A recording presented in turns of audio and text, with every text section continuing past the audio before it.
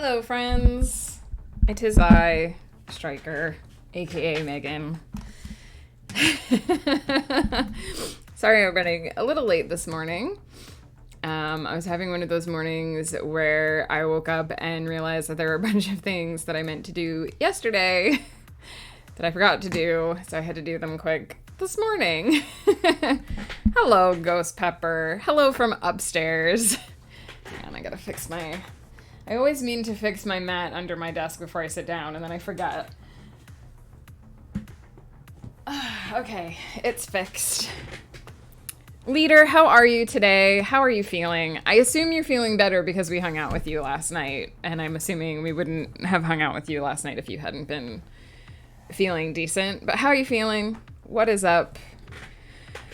It's Wednesday. I keep, for some reason, thinking it's Thursday. I don't know why. But my brain is like, it's one day closer to Friday. And I'm like, no, it's not. Don't give me these false hopes. Doing great. Good to hear it. I'm glad that your sickness cleared up, because like I said, sore throats are the worst. Oops. I'm not quite on the right not quite at the right chapter. We did 4 scenes yesterday in this. I would like to do 4 scenes again today, potentially.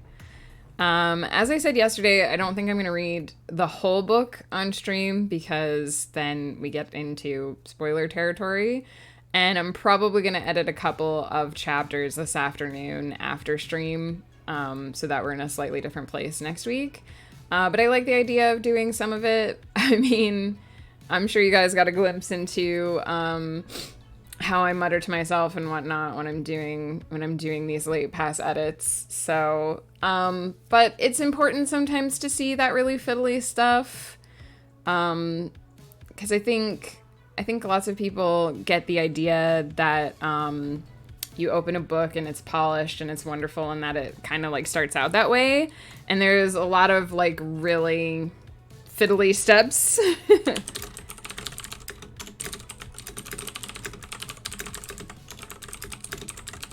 There's a lot of really fiddly steps involved in getting from one to the other, and often writing starts out much more rough than it seems. Imagining opening a book, right? I just realized actually I think I forgot to tweet that I was going live. Let me check. I did. It's one of those mornings where I get halfway through something and I'm like, I forgot to do this other thing, didn't I?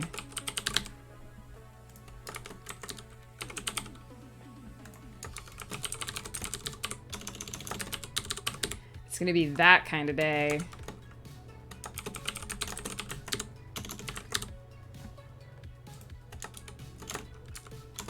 I can't even find the hashtag button.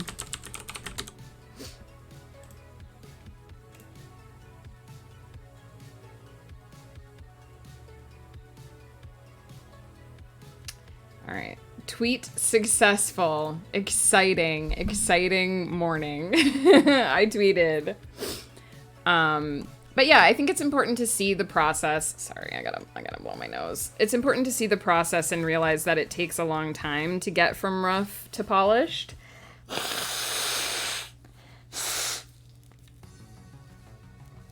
Because otherwise I think newer writers or younger writers will look at their stuff and think, oh, I can't compare with this finished book, so I may as well not write. And that couldn't be farther from the truth, because the finished book that you're looking at, or like the polished story that you're reading online somewhere or whatever, went through many incarnations before it reached what it looks like when you're finally reading it. And most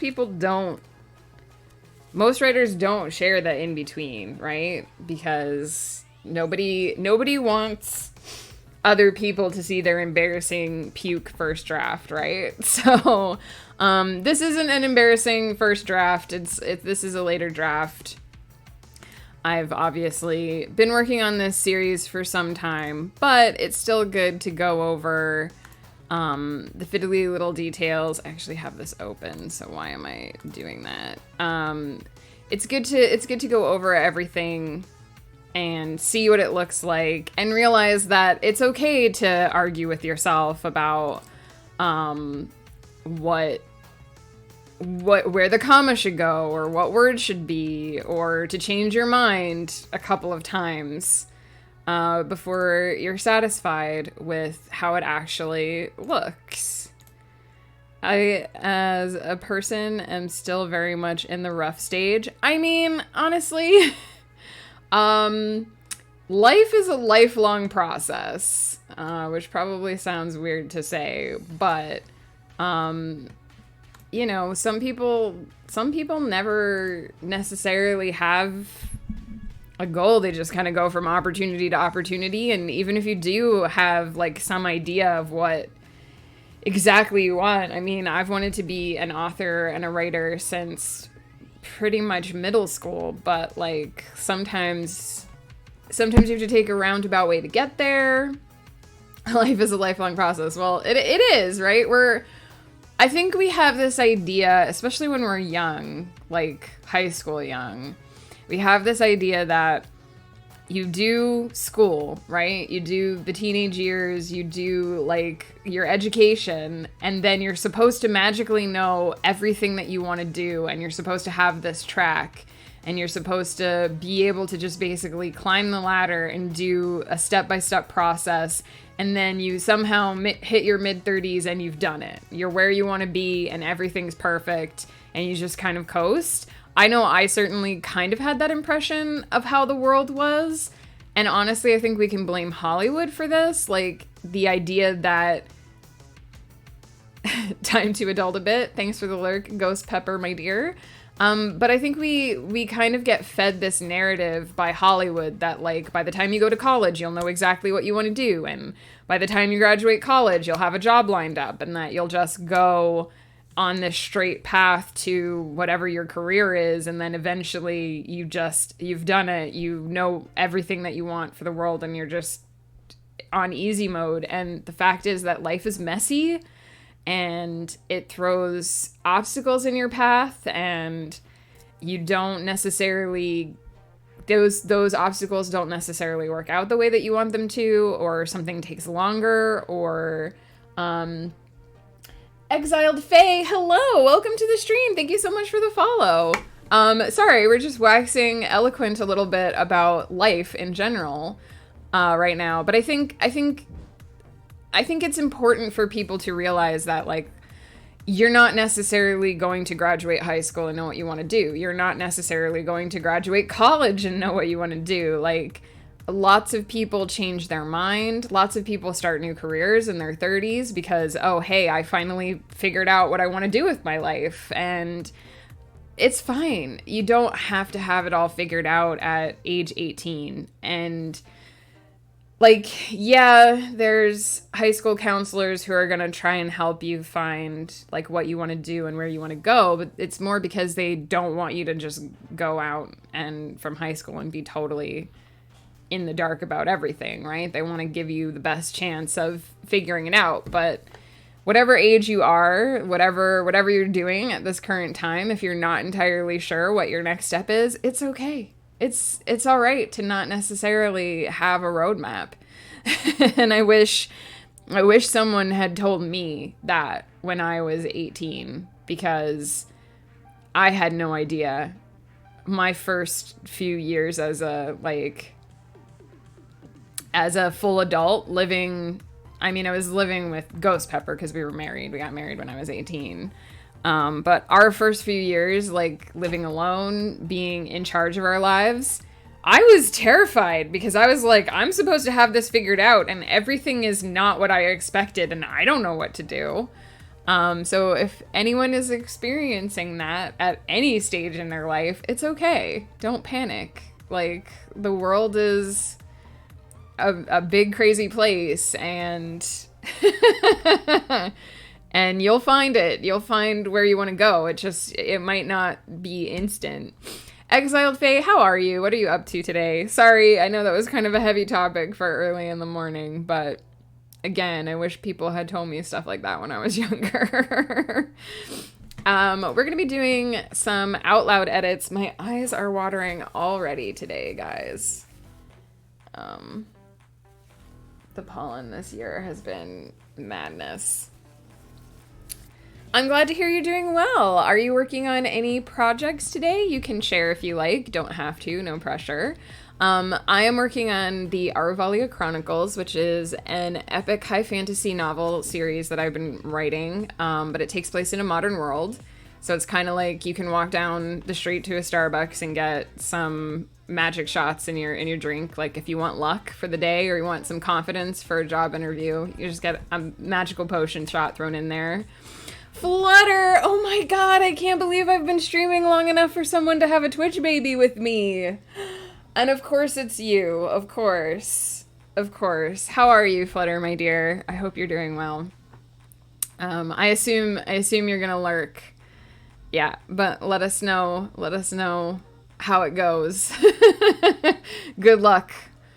Packing is my least favorite thing. So even unpacking is better than packing. So we're wishing you luck. we're sending you all the Tetris vibes. AB Coffee, hello. How are you? What is up? It's so good to see you. Oh my gosh. So yeah, it's an epic high fantasy. It takes place in a modern world. So kind of like if Middle Earth made it to modern day. We're doing a late pass edit, so I do these out loud. I mentioned this yesterday, but it's really important to hear how your words are hitting your ear, because it's going to let you find anything that is kind of clunky or isn't quite working, and it might seem fine when you're reading it in your mind space, but then when you read it out loud, it just doesn't have the right cadence. This helps me make sure that I have all my commas in the right places, that my dialogue feels organic instead of feeling like stilted. Stuff like that. Halo Banshee, hello, good morning. We are gonna do some hydration. Starting with the book, so I appreciate the Tetris vibes. Oh, that's what I always start with too. Good luck. Don't pack too many in one box. I'm sure you know. But books are heavy. Halo, how are you today? Just in case, because AB Coffee has the muted tag, I'm going to say hey in the chat as well.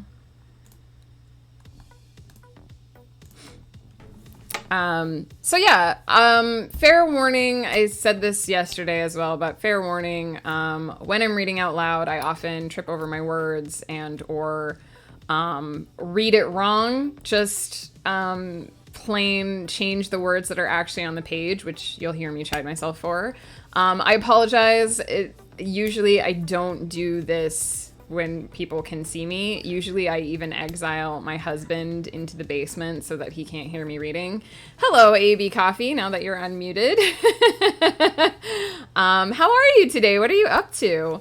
So I apologize in advance if there's a lot of, I think I said throat yesterday instead of throat or something. And then of course on D&D, I was trying to say pressure plates and I said pleasure plates. And of course chat instantly was like, excuse me, what? So that happened. There will be some repetition because if something's not reading right, I go back over it. If I make a change, I often go back over it a couple times to make sure it's flowing. So it's not going to be the cleanest reading of the story, but we are working on the story here. We're working to improve the story. And it will give you a chance to get a sense of some of the things that happen in the book. We did the first 2 chapters and the first part of the 3rd chapter yesterday. For anyone... I know, pleasure plates. It happened. And then, of course, they were pleasure plates for the rest of the stream. Because, you know, reasons. Hanging out, 10 a.m. streams fit my meeting life comfy. Nice. Well, I'm glad that we could hang out with you a bit this morning. Are you on Pacific time, AB Coffee? You don't have to answer if you don't want to, but are you on Pacific time? So yeah, for anyone who missed the first couple chapters, this story opens with a young woman. Central time. I see. As Flutter likes to call it, the Middle Coast. Time zones. For anyone who missed the beginning, basically the story starts with a young girl named Clara who wakes up from a dream and sees her face changing in the mirror. She kind of realizes that this is a dream. Actually, her face is transforming, and she wakes up in a strange place thinking that she's in a hotel. She kind of shuffles into the bathroom, turns on the light, and realizes that whatever happened in the dream, she's still wearing the wrong face. She tries to basically claw it open, trying to get out of the dream, but some nurses show up and sedate her. And when she wakes up again, still in this strange place. Moose, hello! How are you? Good morning. She's still in this strange place, and the doctors and nurses who are tending her tell her that her name is Jennifer Carter, not Clara Sanderson, and that she's 16, not 23, and that she has been in a coma for 3 months, and everything that they tell her does not match her memory. She remembers living in Toronto, Canada with her boyfriend Marshall, but every time she tries to search what they call the Faynet instead of the internet, for places or terms from her memory, it comes up empty. And so she's basically in this hospital called St. Blisbane's, and she's been told that magic is real, and that her life is not what she thinks it is. And she continues to have dreams about a figure with dark skin and dark hair who is an elf, who apparently rescues people from danger, and her mind has given her a name for this man. His name is Damarin Lorcasf, and she has to find him if she wants to go home. She's very aware that she's listening to a voice speaking to her in her dreams, which makes her feel crazy. But she has managed to gather some information on this Damarin person. He works for basically the magical FBI called the Queen's Division. And he is an expert at fighting a breed of creature called elementals, which we have heard a lot about in the story so far, but have yet to see. And that sort of catches you up to where we are. Story-wise, what we went through yesterday. And we're hopefully going to go through, we did 4 scenes yesterday, we're hopefully going to go through 4 scenes today. Providing my throat will cooperate. And yeah, so I'm gonna start by marking down how many words are in this scene. If you were around yesterday, you'll remember that there's only like 2 or 3 words difference at the end of each one. But the main thing is to make sure that they're good words. So this one is starting at 2,225 words.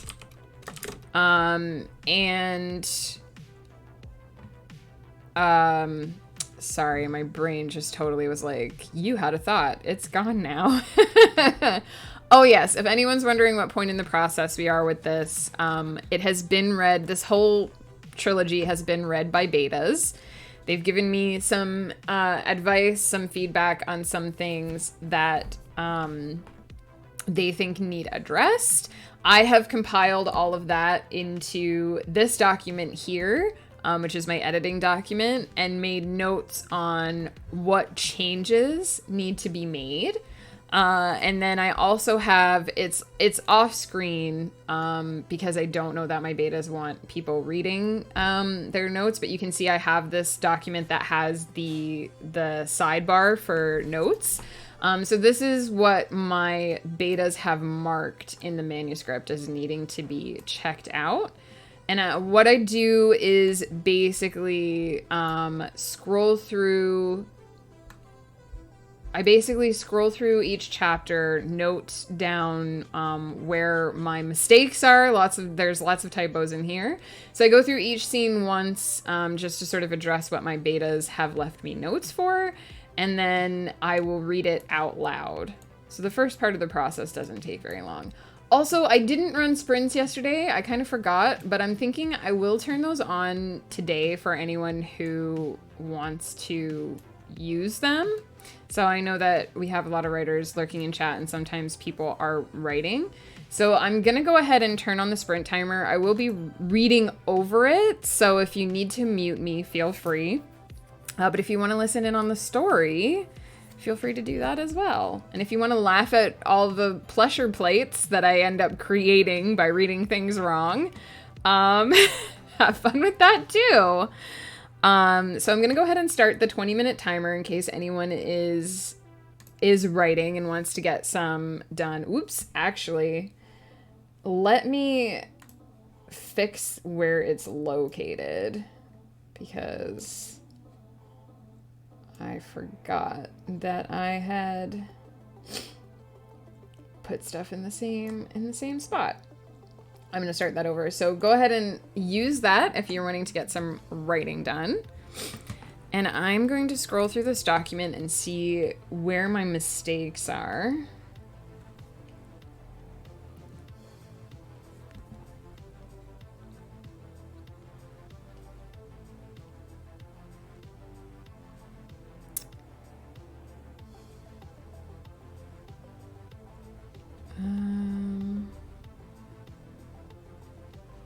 Am I in the right? Yeah.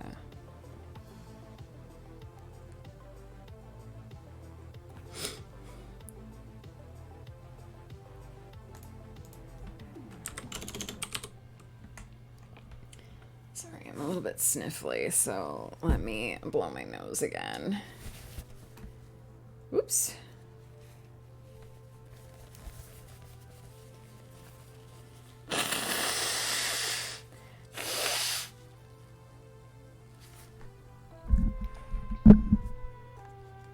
Sorry, I realized that I just blew my nose right next to my microphone. I hope that wasn't super loud.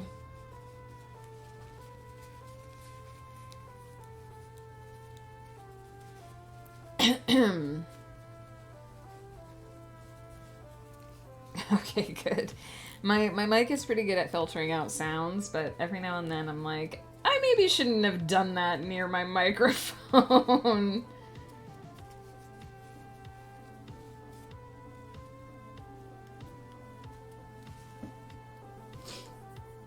Sorry, I do not know why I'm so sniffly today.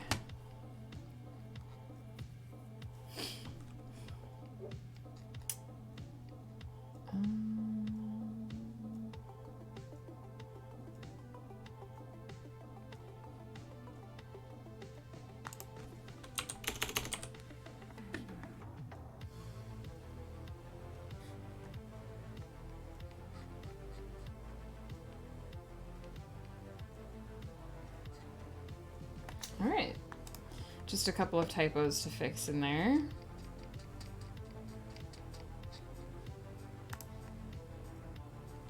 Okay.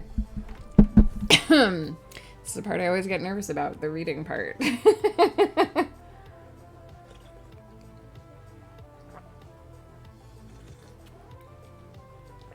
All right.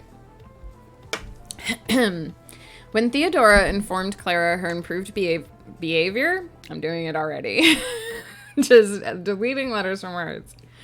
When Theodora informed Clara her improved behavior had earned her an outing, she hoped the doctor meant going outside.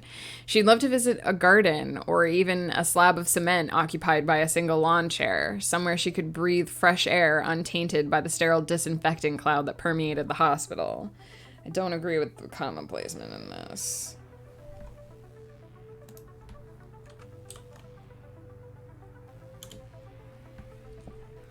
I'm already having an argument with myself over whether or not that comma needs to be there. When Theodora informed Clara her improved behavior had earned her an outing, she hoped the doctor meant going outside. She'd love to visit a garden or even a slab of cement occupied by a single lawn chair, somewhere she could breathe fresh air untainted by the sterile disinfecting cloud that permeated the hospital.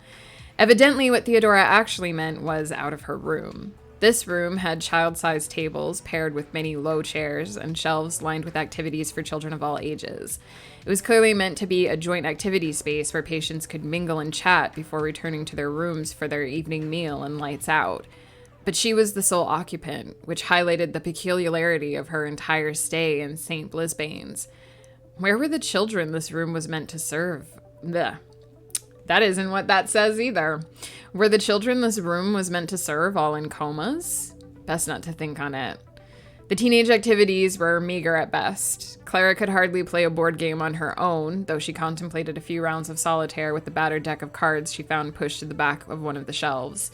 In the end, she settled for a 300-piece jigsaw puzzle, hoping it would allow her mind to focus when she needed to and wander the rest of the time.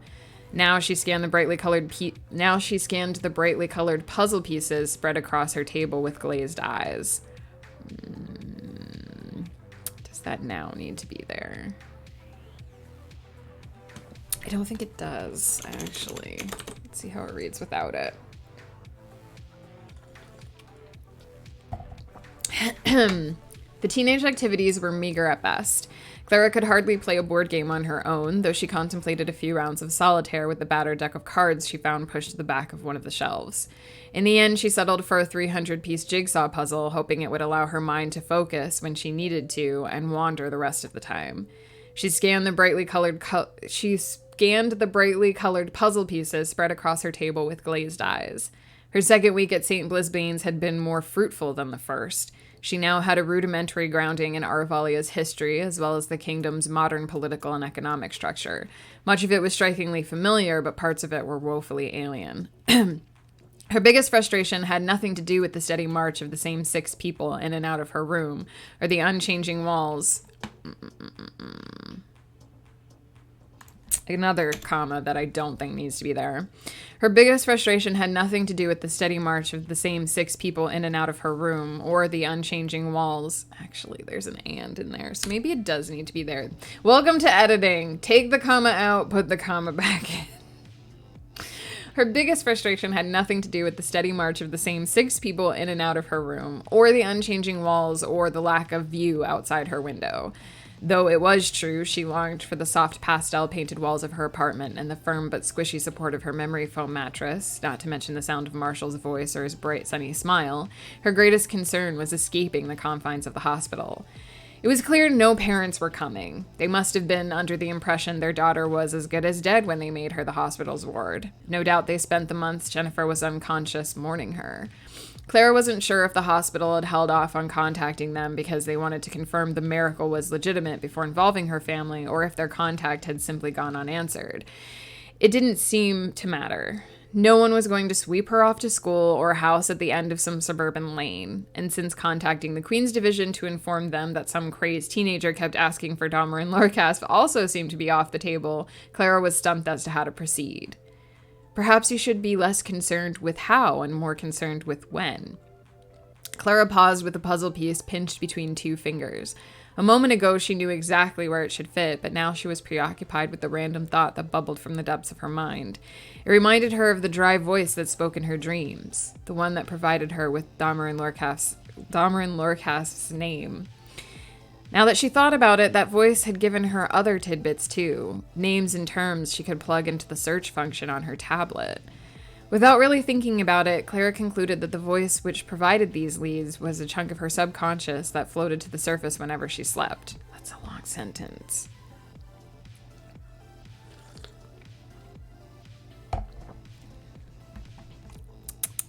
Now that she thought about it, that voice had given her other tidbits too, names and terms she could plug into the search function on her tablet. Without really thinking about it, Clara concluded that voice which... that is a bad sentence. Let's fix it.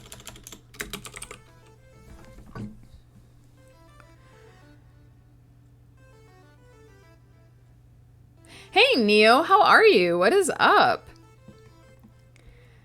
Now that she thought about it, that voice had given her other tidbits too. Names and terms she could plug into the search function on her tablet.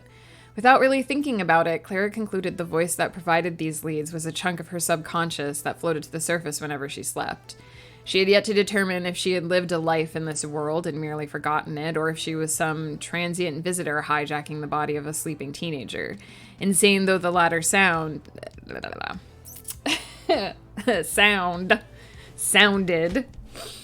Without really thinking about it, Clara concluded the voice that provided these leads was a chunk of her subconscious that floated to the surface whenever she slept.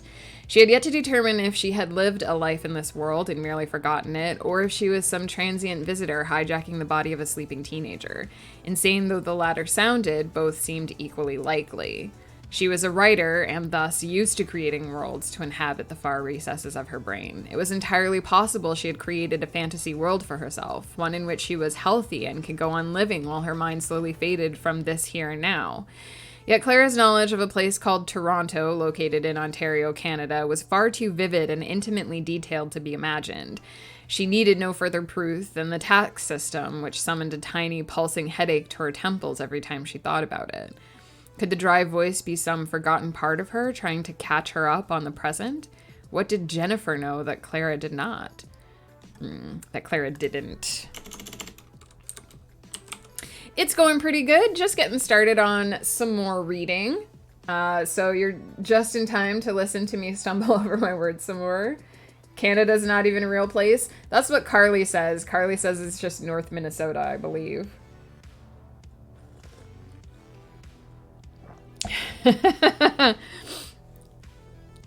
Could the dry voice be some forgotten part of her trying to catch her up on the present? What did Jennifer know that Clara didn't?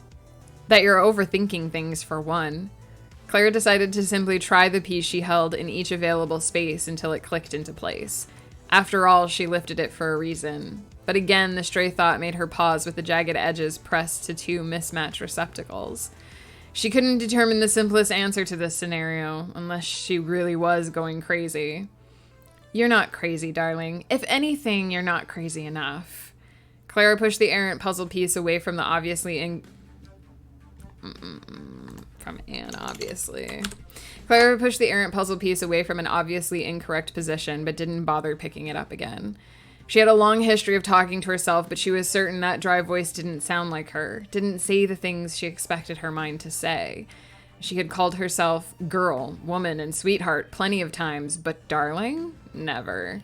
It was going to be awfully hard to keep thinking of herself as sane if she started speaking to outside voices in the back of her head. And why is that? Why should anything about your situation be considered remotely normal? A fair point. However, nothing. One of us knows what's going on here, and it sure as hell isn't you. Hard to argue with that.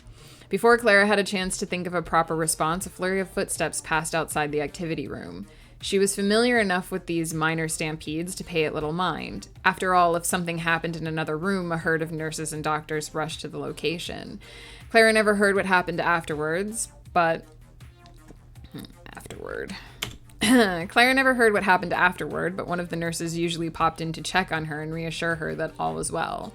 She expected this situation would be much the same, except that mere seconds passed before a louder commotion filled the hallway.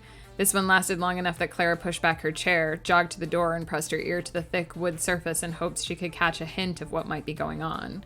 A furor of voices spoke all at once, combining with loud footsteps and distant metal squeals.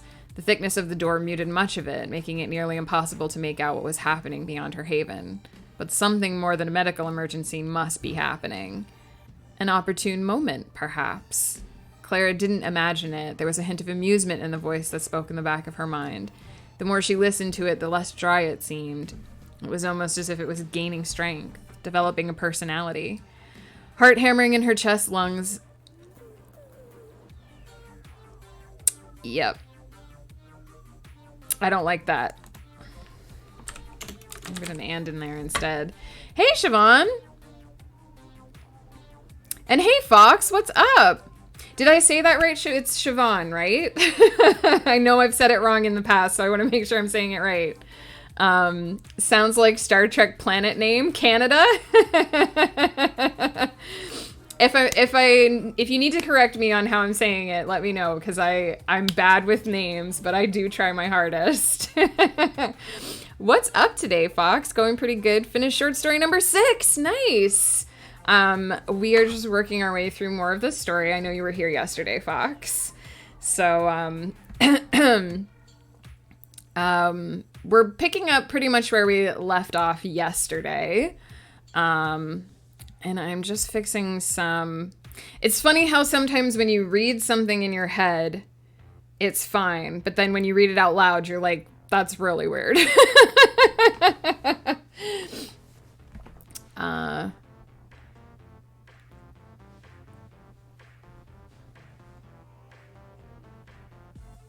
Okay, I think that does work better with the and. Finally decided how to kill him. Evil laugh. And now I'm trying to decide whether to finish story 7 or start on story 8. Ooh, which one is speaking to you today? All right, where did I stop? Clara didn't imagine it. There was a hint of amusement in the voice that spoke in the back of her mind. The more she listened to it, the less dry it seemed. It was almost as if it was gaining strength, developing a personality. Do I want to put an and there as well? No, I don't think I do. Ooh, start on number 8. So do you want to tell us what story 8 is about, Fox? You don't have to, but you can tell us what the prompt is if you want. Sorry, I know I've read this paragraph like 60 times, but I'm almost done with it. Clara didn't imagine it. There was a hint of amusement in the voice that spoke in the back of her mind. The more she listened to it, the less dry it seemed. It was almost as if it was gaining strength, developing a personality. Heart hammering in her chest and lungs suddenly laboring to supply it with air, Clara set her hands against the doorknob, but she hesitated to turn it. She had never tried to escape her room, but she had a sinking suspicion this door would be locked, preventing her from slipping into the crowd and disappearing during the chaos. Do you think I would have made the suggestion if I didn't have a plan? The voice almost sounded mocking. If she had lost her mind, Clara was somewhat annoyed she hadn't acquired a friendly personality to share the abyss. Time is short, the voice insisted urgently. You need to decide whether or not you trust me. Clara wondered if this meant gaining trust in herself, certain there was some deep metaphor in these silent words, but she probably didn't have time for heavy philosophical considerations. If only I knew what the hell was happening, she muttered, expelling a deep breath. The TV, the voice suggested, drawing Clara's gaze to the empty rectangle on the far side of the room. Clara noted the TV the moment she entered, but opted to ignore it in favor of other activities. She had a TV in her room, after all. But if there was something bigger than the hospital... going on, I don't think that makes sense. If there was something going on outside the hospital, I think that makes more sense. Bigger than the hospital must have made sense in my brain spaces when I wrote this, but reading it out loud, it's like, that doesn't...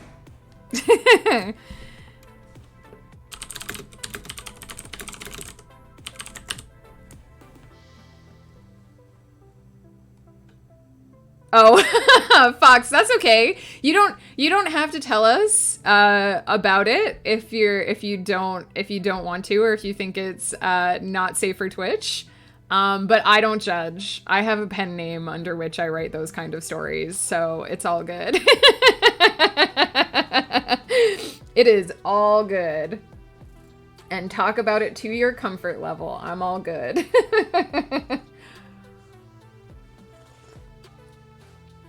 Hey, Hannah. Smut is where the money is. Yes, that's basically, I have this name and this Twitch channel under which I write, you know, these stories, and then I have my secret name under which I write the stuff that I don't want my family to read. What's the word of the day? I don't think we've found a word that I've used a lot yet, Neo, so I'll get back to you. Change was the word of yesterday. It's definitely not safe for Twitch, but it's Marvel Cap Tony. Ooh, okay. I got ya. The word of the day is and. True, I have put a couple of ands in here. Oh my goodness. Okay. The TV, the voice suggested, drawing Clara's gaze to the empty rectangle on the far side of the room. Clara noted the TV the moment she entered, but opted to ignore it in favor of other activities. She had a TV in her room, after all. But if there was something going on outside the hospital, the local news might already know what it was. That works much better. Clara kicked off the door and darted across the room to fumble with the remote. She didn't even have to flip channels. Sorry, I got a little bit of a frog in my throat. She didn't even have to flip channels once the screen flickered to life. A special bulletin had interrupted programming on every channel. Receiving reports of elemental activity somewhere in Rock's Rest, a female newscaster declared with one hand pushed against her ear. The Queen's Division has issued a citywide warning, though they have not yet announced the areas of evacuation. At this time, we ask that everyone remain calm and wait for official word before taking action, though you may want to pack a bag. Clara shut off the television. She stopped listening after the first sentence anyway. Elemental activity, she breathed with her heart suddenly racing inside her chest again. Even her fingers were tingling, numb with excitement. Damarin. The interviews she watched all suggested that he and his companions were experts in dealing with the creatures, which turned out to be massive beasts formed from specific types of magical energy. If there had been enough warning, he and his team might already be in the city. An opportune moment indeed. But how is she supposed to take advantage of it? Listen, the voice in her mind commanded, cutting through the growing haze of anticipation clouding her brain. If I get you out of here, will you promise to deliver a message to Damarin for me? What message? Clara countered. Never mind that now. Let's just agree that I get you where you need to be and you act as my voice in return. Deal? Clara didn't see how she had a choice, and this thought seemed enough to satisfy words are hard. And this thought seemed enough to satisfy the voice in her head. Why is it so hard to think of titles? I don't know. I usually try to take something like a line out of the story or like the chapter or something to turn it into a title. Titles can be really hard. Also, Hannah, how are you? What are you up to? I can't remember if I asked. And Siobhan, how you doing? Oh, time to go. I'll see you later. Take care. Good luck. I've discovered a bunch of writing streamers that live in my area, and I'm hopefully going to get to meet up with them this week, and I'm super excited. Need to steal my mom's Kindle Unlimited. This book sounds amazing.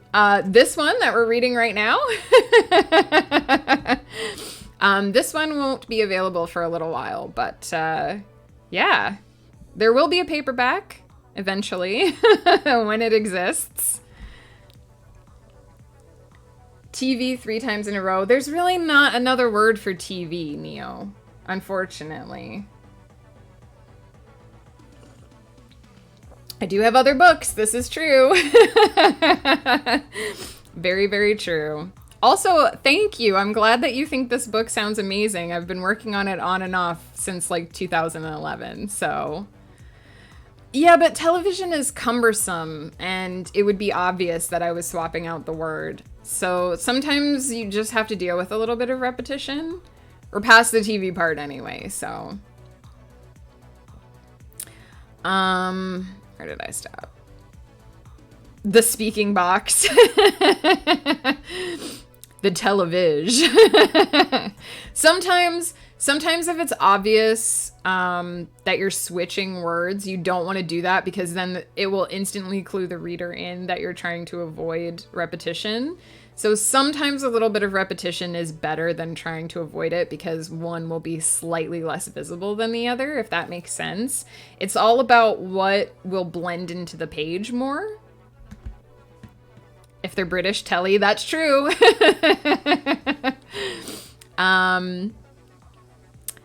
What was I saying? Where did I stop? Okay. Listen, the voice in her mind commanded, cutting through the growing haze of anticipation clouding her brain. If I get you out of here, will you promise to deliver a message to Damarin for me? What message? Clara countered. Never mind that now. Let's just agree that I get you where you need to be and you act as my voice in return. Deal?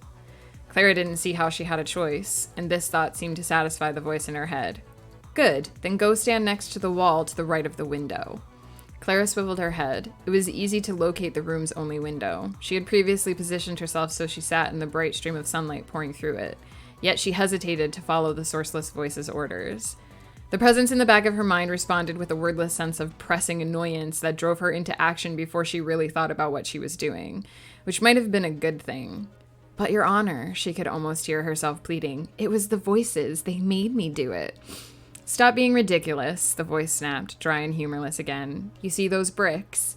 Clara nodded. The outer wall was made from aged red bricks that had been painted a thick, sterile white to match the rest of the interior, but the paint had seeped into the baked clay surface, allowing the surrounding grout lines to strike a stark contrast. Tap them in this pattern. Clara would have described the transfer of instructions as a daydream. She saw her fingers tapping certain bricks in sequence, like that old light pattern game where the device showed a series of signals that needed to be precisely replicated. She also got the impression she'd better not mess this up if she wanted it to work. She mentally repeated the sequence once, waiting for a sense of confirmation before she lifted her hand and tapped the bricks in the proper order. She expected to hear a soft click before some hidden panel swung away. Instead, the wall's bricks flew apart, rearranged by some hidden force. Fresh air swirled around Clara, disturbing her red curls from their perch on her shoulder. Something sharp crackled around her, pinging off her skin like static electricity. She blinked, but nothing changed. The bricks that used to form the wall now formed a tunnel extending a short way into the distance, lit by a swirling white light. This was magic. It had to be. Magic had come up several times since her awakening. If she understood Dr. Theodora correctly, magic had been used to sustain the muscle mass of Magic had come up several times since her awakening. If she understood Dr. Theodora correctly, magic had been used to sustain the muscle mass and circulation in her unconscious body, which was why she was able to move around so easily right after she woke. But until this moment, magic had merely been a distant idea, one that Clara accepted because she would sound stupid if she didn't.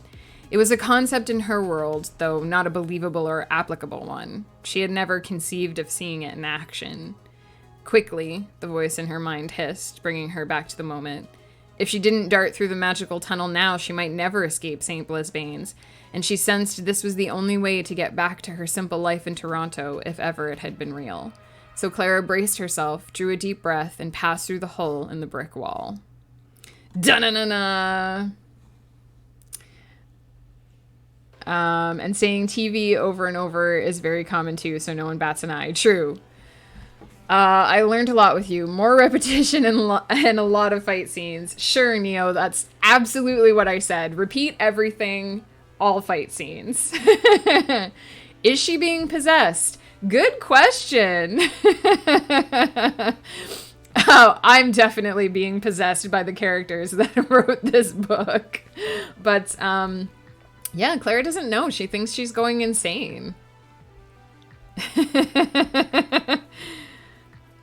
Dun dun dun.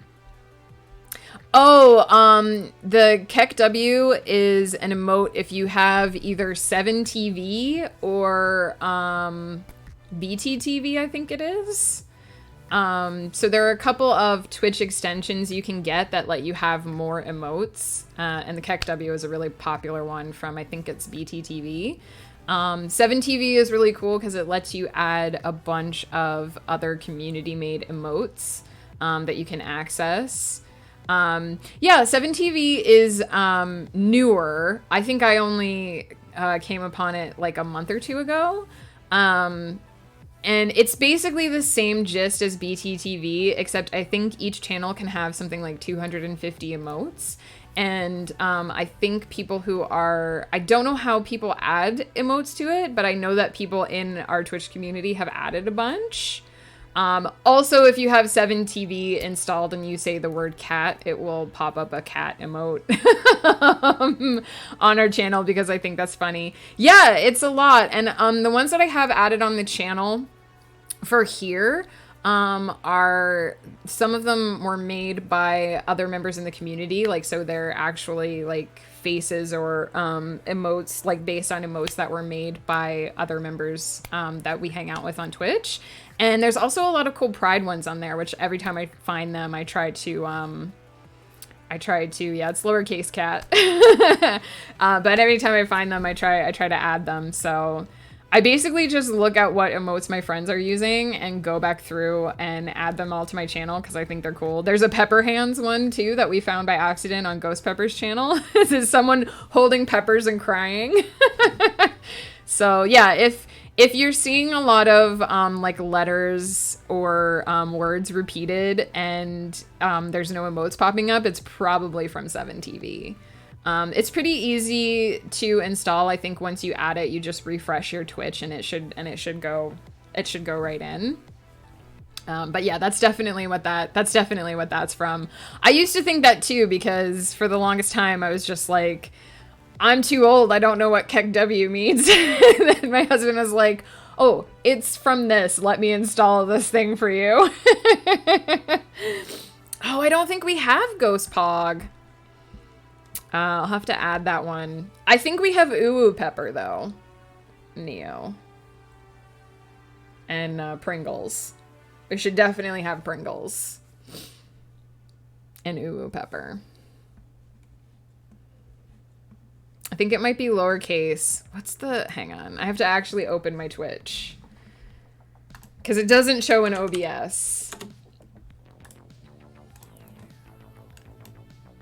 Where are my 7TV emotes? So we have, oh, we do have Pepper Pog, and we have Ghost OK, we have Wide Ghost OK, and we have Uwu Pepper. There you go.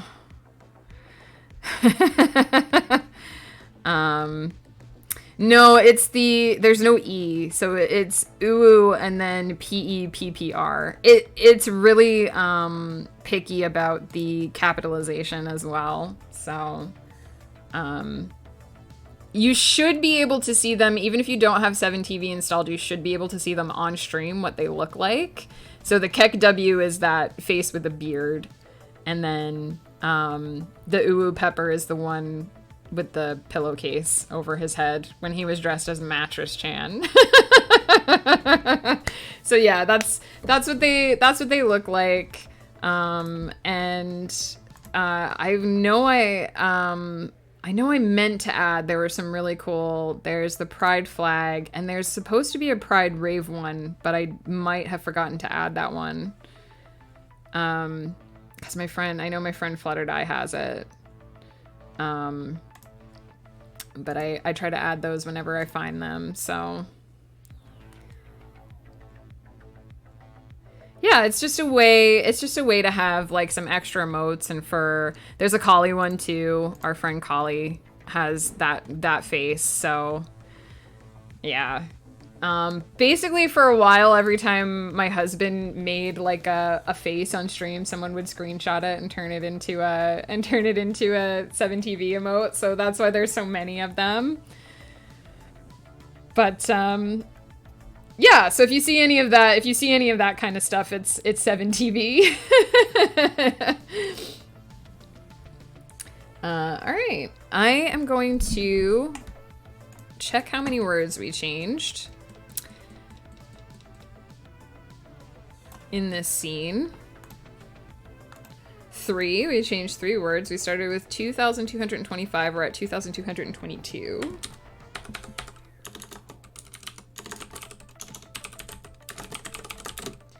And our next scene is gonna be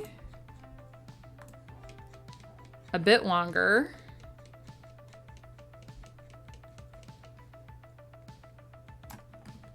$3,694.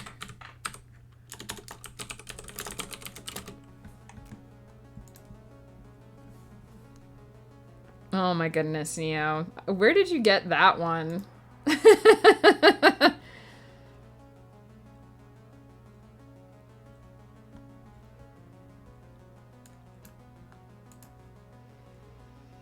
Sometimes you can tell when people have auto approval for their remotes, because that never would have made it past the Twitch mods.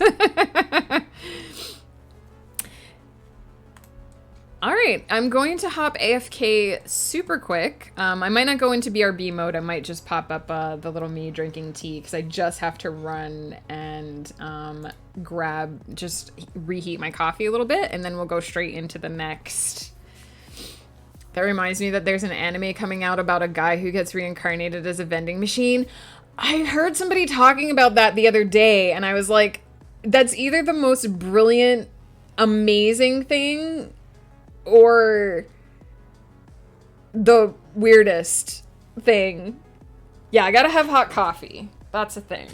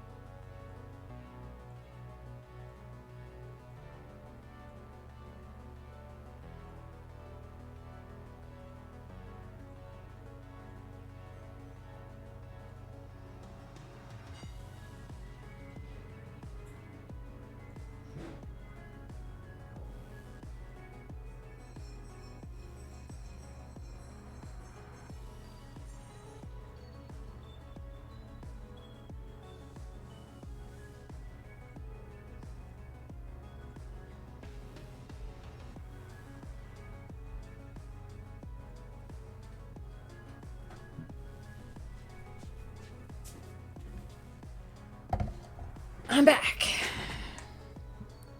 Ghost is eating some brunch in the other room. Many faces, yes.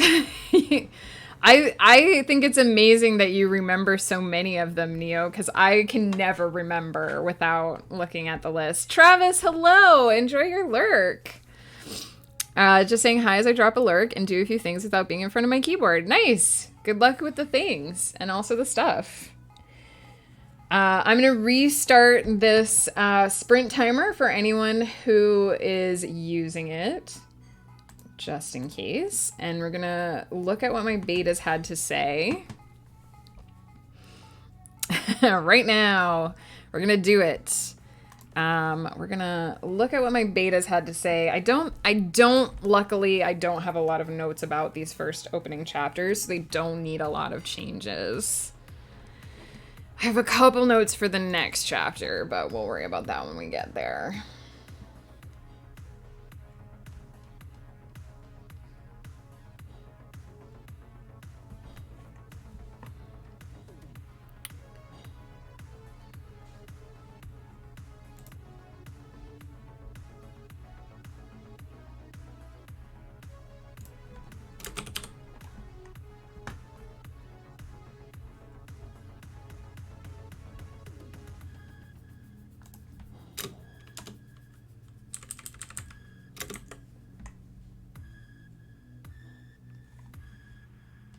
I can always tell when I rewrote a sentence during the editing stage because my betas will have found that I, like, cut an extra word.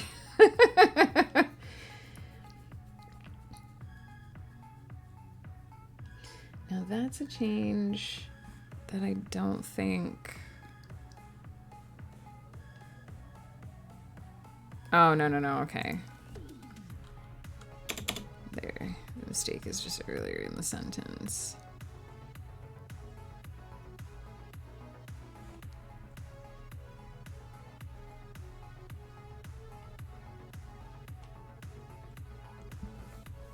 Memory, all alone in the moonlight. Neo, I applaud you. My memory is I can remember stupid random things, but I can't remember important things.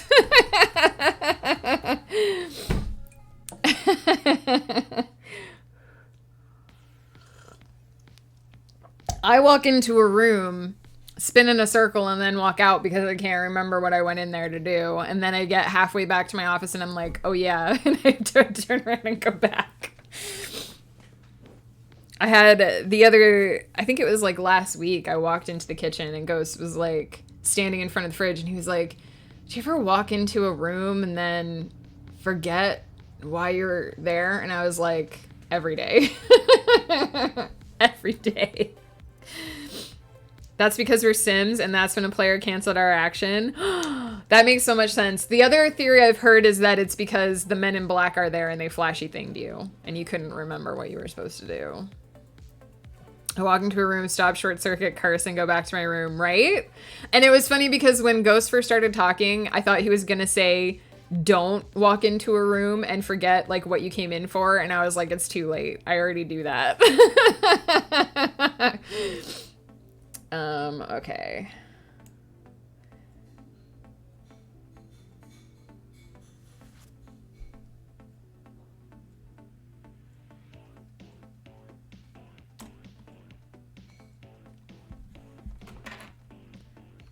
I think this is on the next page. There's apparently a lot of typos in this scene, so...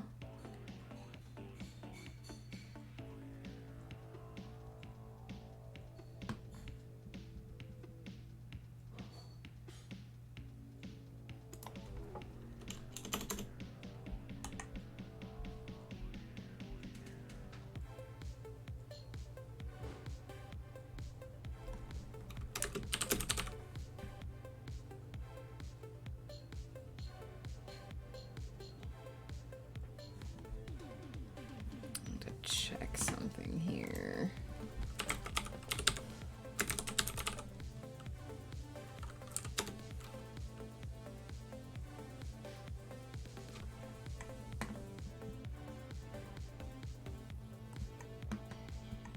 So this should actually be... Got the first half of it wrong and the second half of it right. The Eaton Center. And then Times Square.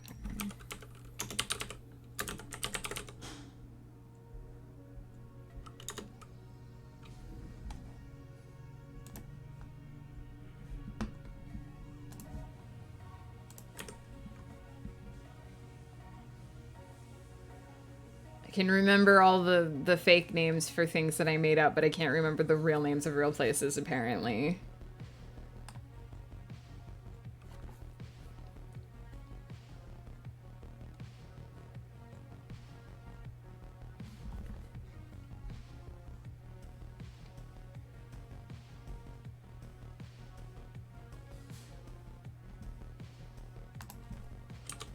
This stuff too here, where I have like an extra letter on the end of a word, happens because I deleted a word that came after that, but I missed a letter.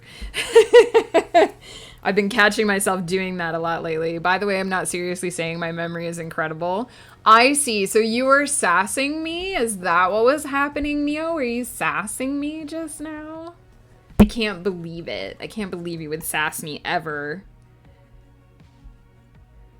Oops.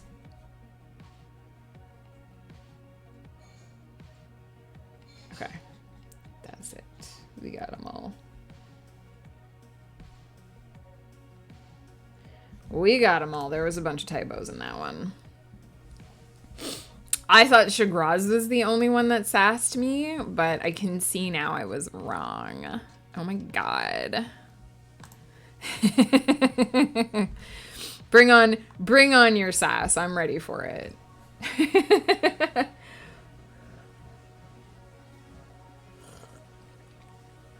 All right. Chapter 4 is called The Citizens of Roxrest. During her brief trip through the magical tunnel, Clara wondered if the spell that created it had already occupied the activity room and merely needed activating, or if the voice inside her head could weave magic wherever it wished. The former would have required an unprecedented level of planning in order to bring Clara to the right location, not to mention an extraordinary amount of coincidence. But she would rather not contemplate the possibilities suggested by the latter. The bricks seemed to shimmer and hum as Clara moved past them. A splash of blue and green waited at the end of the glimmering corridor, and Clara rushed toward it, uncertain how long the tunnel might last. Suddenly, she was standing on a sidewalk. Behind her stood the stout brick wall that surrounded St. Blisbane's Hospital. Iron spikes were arrayed at regular intervals atop... Yep, I'm already messing up my words here. Could you get a bigger cup? Or there we go. That's where the rage sip emote and the wink sip came from, was from basically this. I use that emote when I sass Ghost Pepper. Suddenly she was standing on a sidewalk. Suddenly she was standing on a wide sidewalk is what it actually says. Behind her stood the stout brick wall that surrounded St. Blisbane's Hospital. Iron spikes were arrayed at regular intervals atop it, all connected by a rusted iron bar. The tunnel that allowed her to pass through it had vanished, but Clara suspected the enchanted corridor had borrowed the wall's bricks to form its final portion. This particular wing of St. Blisbane's was so close to the outer brick wall the two almost touched. Just beyond the wall was the window to the activity room. Had she jumped, Clara might have been able to catch a glimpse of the bright pastel puzzle pieces still scattered across the abandoned tabletop. Somewhere within those corridors, doctors and nurses ran back and forth, trying to organize patients in need of life support for transportation to another location. But out here, there was no sign anything might be wrong. A yellow sun occupied a blue sky. Green grass swayed in a light breeze. Across the street, a small row of trees waved in unison. Below them, bright blossoms shimmied, their pink, purple, and yellow pastels steadfastly resisting petals. It says petals.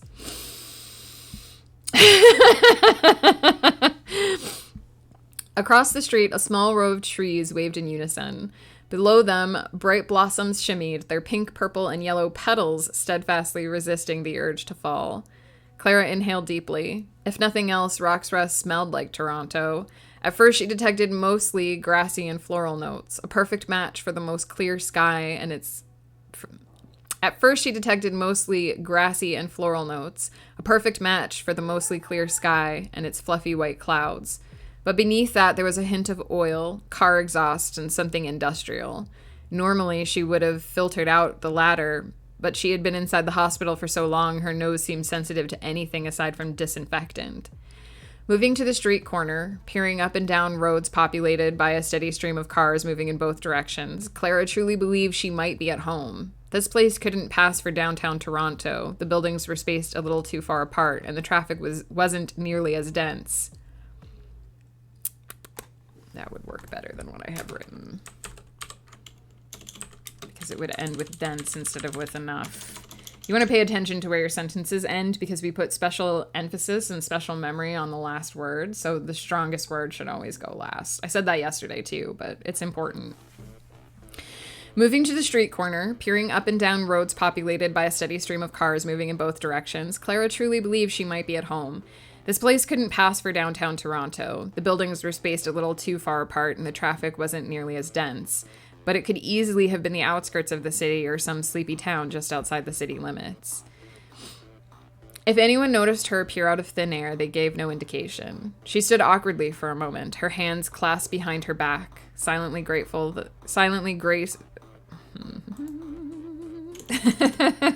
Sorry.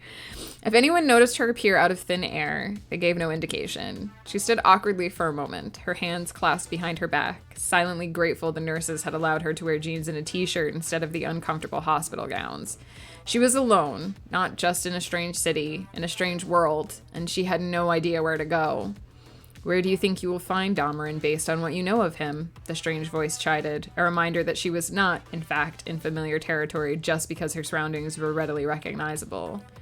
"Close to the elemental," Clara retorted, though a quick scan of her surroundings revealed no signs of trouble. If the people in their cars were aware of impending danger, they were at least calm enough to obey traffic laws. "And how do you propose we find it?" the voice prompted, clearly expecting her to have a plan. Clara didn't get more than a few seconds of awkward silence before she heard a soft sigh in her head. He will be in the place everyone else is moving away from. That made sense, but it didn't solve her immediate problem. Everything in this part of the city seemed to be proceeding as usual. She had to find the evacuation before she could violate it. Hurry, the voice hissed again, making her jump. If we stay here, the hospital staff are sure to notice. So perhaps fleeing the hospital should be her first priority. Clara glanced up and down the street, but the one outside St. Blisbane's didn't see much traffic. All the cars were moving on the horizontal street to her right. Sucking a deep breath, she sprinted across the black pavement, hooked a sharp right, and made her way rapidly up the road perpendicular to her exit point. She had navigated enough city streets to make it look like she belonged here. She adopted a quick pace, but not so fast it could be misconstrued as running. She tried to make her expression determined, as if she knew exactly where she was going. Walk with confidence had been her motto since high school. If she looked like she knew what she was doing, people were less likely to question her. Within minutes, St. Blisbane's disappeared into the distance, though Clara was keenly aware she'd better zigzag if she didn't want to be easily located. She decided to look for heavier concentrations of traffic. Under normal circumstances, people would be headed downtown at this time of day for work or to run errands in the city. If she found a steady stream of traffic redirected in a specific direction, she could identify the evacuation zone. She quickly transitioned from suburban-style streets supporting individual houses with large decorative yards to city blocks crammed with tall buildings scrunched closer together and sprinkled with strip malls at every corner. Not only was the car traffic getting heavier, so was the foot traffic. Clara could easily get lost in a crowd if she kept moving in this direction, especially if she located a major intersection. She waited for a crosswalk with a walk signal attached to the traffic light before she ventured further to the right. The brief pause allowed her to take better stock of her surroundings, and it quickly became apparent she wasn't wandering her world. If she had any doubts left, this jaunt dispelled them. The surrounding crowd supported an abundance of elves. They towered over Clara, moving with graceful, long-legged strides that allowed them to keep a quick pace without looking like they were in a rush. They all seemed to have delicate facial structures with high cheekbones and pointed chins. Most wore their hair long, though not all of them styled it. Their skin ranged in shades from moon pale to earth after rain, but their eyes always seemed gemstone bright. They filed to the front of the pack when the light changed, illuminating a familiar stick figure symbol. Clara took a left this time, hoping it would carry her deeper into the city. She passed market stalls packed with fresh produce, cheap trinkets, and souvenirs emblazoned with the city's name. Now that she was looking for more subtle differences in her surroundings, she found them with shocking frequency. Half a dozen dwarves skidded in front of her just before she reached the next intersection. They were short and stout, most of their heads only reaching her waist. I read that wrong the first time. What they lacked in stature, they made up for with sheer muscle. Their arms and legs were thick as tree trunks, their chests as solid as brick walls, yet they didn't lumber or stomp as they nimbly danced aside to avoid trampling her into the ground. All of them had thick heads of hair and long, luxurious beards. Even the ladies had beards, braided and beaded, and often decorated with small, glittering objects. Clara passed a descending stairway to what she assumed was a subway station and nearly tripped over a short, scrawny creature with gray skin and floppy ears. Clara guessed people in her world would have called it a goblin. Her breath caught in her throat and her eyes widened as if she were a mystified tourist. There needs to be a comma there.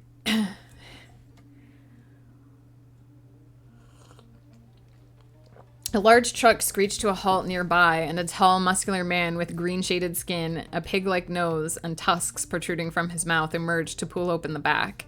He looked like he could split a boulder with a well-placed punch. Orc, Clara's mind supplied from her encyclopedia of fantasy races. Elves and dwarves waved to each other on street corners, the elves bending to greet their dwarven companions before they veered down a side street to some unknown destination. An orc paused near a bus stop to give directions to a young woman with a pair of transparent wings sprouting from her back, though Clara forced herself to keep moving rather than stopping to listen. The familiar clip-clop of hooves warned her to stop just before a centaur darted from a side street and shot up the nearby parallel. She was a gorgeous creature with broad shoulders and wide hips, her top half clad in a fashionable crop top and the fur of her horse-shaped lower half gleaming in the sunlight. She darted and wove around other pedestrians, waving apologies whenever she came too close. A few people grumbled in her wake, but no one seemed to consider this occurrence unusual. Clara's heart eventually abandoned its rapid pace, and it became easier to breathe normally. The more she saw of it, the more the city reminded her of pictures she had seen of London or Paris. All of the malls were obviously new based on their relative levels of repair and their exteriors. She guessed the towering high-rises were about the same age, but most of the buildings huddled along the sidewalks of the main streets were smaller and older, built from wood, stone, or brick rather than metal. These tended to have 2 or 3 stories, and their weather-worn fronts had been updated or repaired to keep better company with the newer buildings. Some of the older construction had obviously sprouted modern extensions that jutted into the sky with the high-rises, but just as many stood steadfast with their original design in defiance of growth or change. Many had signs proclaiming the names of businesses. Some were fashion boutiques or hairstylists, but many were taverns or pubs with brightly painted heraldry to mark their signage. Sprinkled among the old-style building facades and hanging signs were bright, blinking neon lights proclaiming a place open or detailing their business hours. The closer Clara moved toward the downtown core, the more neon lights she spotted on the modern buildings, not to mention digitized billboards that shifted every 30 seconds to display a new picture. The next time she paused to wait for a traffic light to change, Clara spotted several slow-moving pedestrians at the rear of the pack crossing the opposite way. Each set of eyes seemed fixed on some different distant point as they shambled across the street, making it only halfway by the time their peers finished crossing. Despite the holdup, no one seemed to pay the stragglers much mind. Clara was used to people being so involved in their own affairs they didn't notice much outside their immediate concern, but she got the impression that wasn't what was happening here. The citizens of Rock's Rest seemed used to seeing people stare into space as if they moved through a trance and had long since learned to give them wide berth. Sorry, I was debating whether to put a comma there. I decided again it. Even the traffic light accommodated their slow pace, changing only after the last of the stragglers reached the curb. With a jolt, Clara realized she was witnessing the effects of Sparus Gelara, the disease she was meant to have. No wonder the doctors called it staring sickness. Now that she knew what to look for, Clara caught glimpses of the afflicted around every corner and inside most storefronts. Individuals swept floors in slow motion or gathered dirty dishes onto trays before transporting them back to the kitchen. Sometimes they blinked or shook their heads before gaining speed, but always they eventually slowed. A few feet ahead of Clara, a woman cried out sharply and redirected a shambler before she could wander into traffic. Then the first woman sighed as she resumed her conversation. "Anyway, I heard it was Silkfoot they were looking for," she proclaimed, "but I could be wrong." Clara lost track of the conversation as she scanned her surroundings, half expecting the Eaton Center and its fakey Times Square to appear around a corner. Then she heard sirens blare sharply in the distance. Where there were sirens, there would be trouble.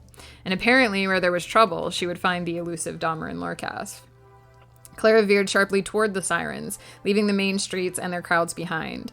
The side street sidewalks were... Does that make sense?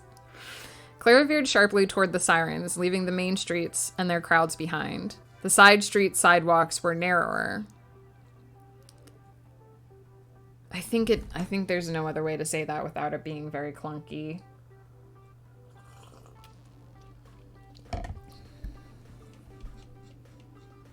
Let me,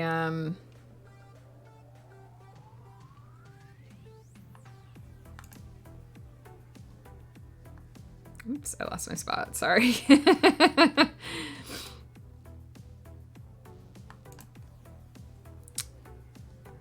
That's what I was thinking. I could say the sidewalks on the side streets. Is it more words, though? The sidewalks on the side streets. Yeah, it's 2 extra words, which probably sounds stupid to quibble over. But the side street sidewalks also has alliteration, which is nice. But is it confusing? Oh boy, Megan stream. No 5 consecutive. No, why is it doing that? Okay, I'm sorry. I need to fix that. I keep forgetting to look at that off stream. I'll try to look at that this weekend. Hi, Lomi. You're just in time for me to try to decide if I want to change the sentence or not.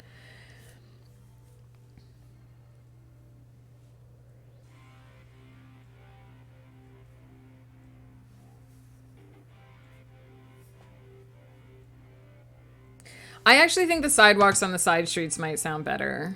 I think it's less jarring, even though side street sidewalks has a nice alliteration.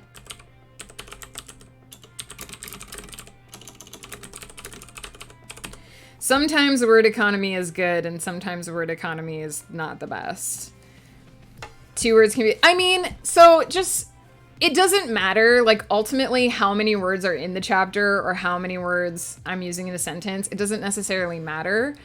My philosophy is to, in general, try to clearly express what I'm trying to say in as few words as possible, but sometimes trying to have good word economy can make a sentence clunky or jarring, and it definitely felt jarring to me when I read that out loud the first time. So I'm going to go back and read it again and see if it's less jarring with the way that we've changed it. And if it is 2 words, it doesn't matter. I'm mostly just trying to make sure that I'm not using superfluous words. But if the sentence is clunky without it, then it wouldn't be superfluous. We stand streamers getting paid. True. Pre-roll ads. But I feel like I have mindset not to have pre-roll ads. So that's really annoying. Megan getting paid mad pennies. True. Yeah. You get like 3 cents off of each ad or something. I can show you later if we find time how to spread your ads out a bit more. I mean, I have them set up the way you showed me to set it up before, but if you've changed yours, then I should probably change mine too. But yes, please do. And please remind me because I keep forgetting. I can also show you how to get the baguette ad to play for Neo all the time. Ooh, really? Please do. I don't think that Neo has gotten the baguette ad from my stream, and I would really like that to happen. Gotta help pulling groceries? No problem, Fox. I get it. I have to do that too whenever it's grocery day. I can remember if we said... Yeah, you sent me some stuff, but we'll look at it. It's a good idea to look at it. That's right. Ghost knows how to torment you, Neo, and he's gonna help me do it. Okay, let's reread it and see. Let me restart the sprint timer for anyone who is writing and wants the sprint timer. And I'll read it over again and see... if it works better. Where there were sirens, there would be trouble. And apparently, where there was trouble, she would find the elusive Dahmer and Lorcasf. Clara veered sharply toward the sirens, leaving the main streets and their crowds behind. The sidewalks on the side streets were narrower, that is better, clearly tacked on as an afterthought at some point in the city's past. But she was so used to navigating city crowds, it took little effort to duck and weave as she made her way steadily toward the commotion. As the sirens grew louder, the crowds grew thicker, most of them moving toward Clara, though no one tried to halt her progress. Many of the crowds murmured to each other about what might be happening. Several checked smartphones for local news status, but none seemed particularly worried or excited, which meant she was probably still on the outskirts of the evacuation zone. About 10 minutes after she turned toward the sirens, they were loud enough to pummel her ears. Most of the crowd yelled to be heard above the din, and they moved in a steady, urgent swell. Some people carried duffel bags or suitcases. Several streamed from nearby buildings to join the mass exodus. Clara caught her first glimpse of a police officer directing traffic, though the word printed on the side of his car was guard.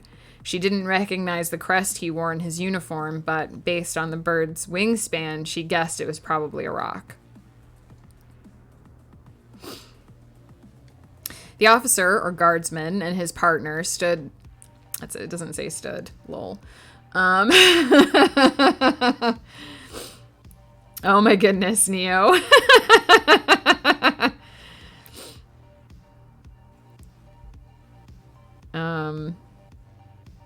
Sorry. The officer or guardsman and his partner stopped pedestrians moving toward the evacuated zone and redirected them back the way they came. Clara glanced across an intersection and saw another set of guards a little farther up the road, directing cars to retreat in a similar fashion. Beyond this point, the roads were closed. Cars moved up the wrong side of the road to clear the area, and the evacuees had been organized into lanes to keep foot traffic flowing steadily. Clara had no idea how large a section of the city had to be evacuated to protect from these elemental attacks, but the radius seemed huge. In the distance, a black tendril of smoke curled toward the sky. A vibration trembled through the ground, momentarily freezing everyone. When it passed, the crowd quickened their pace, and the guardsmen and women looked harried. It was easy to slip into the crowd, but nearly impossible to move against its momentum. Clara backtracked and ducked down a side alley, hoping she could cut across the traffic somewhere the guards weren't paying attention. They couldn't be stationed at every intersection, after all. Heart pounding in her chest, she darted between stopped cars and took advantage of the latest U-turning vehicle to cross the street. Her pulse was so loud in her ears by the time she reached the far side, she worried she wouldn't be able to hear a protest leveled in her direction. She cut diagonally through the crowd, letting it carry her forward, but always moving toward the far edge, breaking through just in time to duck into another narrow alley. This tactic allowed her to penetrate the outer edge of the evacuation, but on the far side, the streets were eerily deserted. Clara felt like she should tiptoe, and she worried the slightest sound would summon the guard to her location. But the chaos outside the back streets was so loud, her missteps went unnoticed. Papa Lurk, since I'm writing too and can't write with words happening in my ears, no problem. Totally understand. Enjoy your lurk. Enjoy the sprint timer if it's helpful. I have to remember every emote because there's no list on PlayStation. That's right. Neil has an amazing memory, as we've established. As we've established, as apparently my tongue wanted to say it. This tactic allowed her to penetrate the outer edge of the evacuation, but on the far side, the streets were eerily deserted. Clara felt like she should tiptoe, and she worried the slightest sound would summon the guard to her location. But the chaos outside the back streets was so loud, her missteps went unnoticed. She turned a corner and risked sliding onto a wider street. It was empty of pedestrians. Everyone evidently decided that taking the main thoroughfare was the fastest option. Without trash cans and crowded doorsteps in her path, it was easier to make steady progress, but Clara felt something tingle against the back of her neck. She paused once to glance around but saw no one behind her. She paused once to glance around but saw no one behind her. Yet the tiny hairs on the back of her neck stood on end, warning that something wasn't right. Something beyond the fact that she had jumped a police line and was moving closer to the growing tendrils of smoke and rumbles of distant thunder cutting across the sunny spring day. Someone had to be watching her. Not only was she moving the wrong way through an evacuation zone, she had escaped from a hospital. By now, she had been walking long enough St. Blisbane's probably knew she was missing, especially if they expected to be part of the evacuation.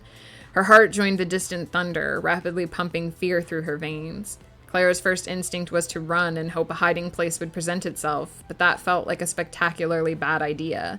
Instead, she glanced around and noticed a faded sign hanging near an open side door. Beyond the opening lay the common room of a pub.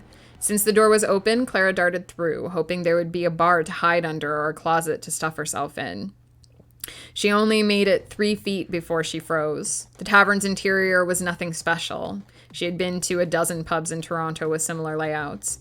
The floor was made of a dark-stained wood that easily hid spill splatters with regular mopping. The tabletops matched the wood on the floors, though the chairs were all mismatched. Some cushioned, some bare wood, some wicker. A line of regular stools was indeed pushed beneath a bar near the center of the room, but that wasn't what caught her attention. Clara's eyes were drawn to the widescreen TV perched just behind the bar. The TV was set to the same news broadcast she had glimpsed before leaving. Doesn't need to be there. We got a, make me choose my favorite line. We gotta stretch, though. We gotta stretch first. Ooh, yeah. Stretchy stretch. Oh, we got yawn. Oh, we gotta hydrate.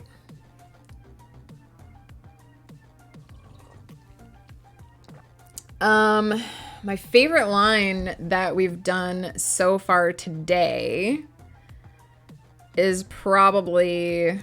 Well, let me get to the end of this scene. Because I think I have to go back to the previous scene, and then we'll say what my favorite line is. I did say what my favorite line was from yesterday, but I'll say what my favorite line is from so far today. We're almost done. We just have a page to go. Clara's eyes were drawn to the widescreen TV perched just behind the bar. The TV was set to the same news broadcast she glimpsed before leaving St. Blisbane's, except instead of idle speculation, the reporter spoke of the evacuation in progress, stressing the steps citizens needed to take if they were within the indicated areas. The red highlighted map dominating the screen shrunk and a second image appeared. Based on its shaky and faded nature, Clara guessed it was a live feed, though she wouldn't have wanted to be the cameraman. In the distance, a large blob lumbered forward, pausing to punch its fist through the wall of a high-rise as if the building were made of clay. The camera focused on the creature for a moment longer before shifting to reveal several smaller figures. They paused, and Clara guessed that one or more were yelling instructions. Then the figure at the center turned, and Clara caught a flash of blue eyes in the middle of a dusky face framed by midnight hair. Damn it, she snarled, so overcome by frustration she forgot to keep her voice down. If only they would display the name of that intersection, Clara would know exactly where to go. If she knew anything about the layout of the city. But Damarin was here. Judging by the rumble outside and the vague shaking of the ground, she couldn't be far from his location. This should be a ellipsis. Damn it, she snarled, so overcome by frustration she forgot to keep her voice down. If only they would display the name of that intersection. Clara would know exactly where to go. If she knew anything about the layout of the city.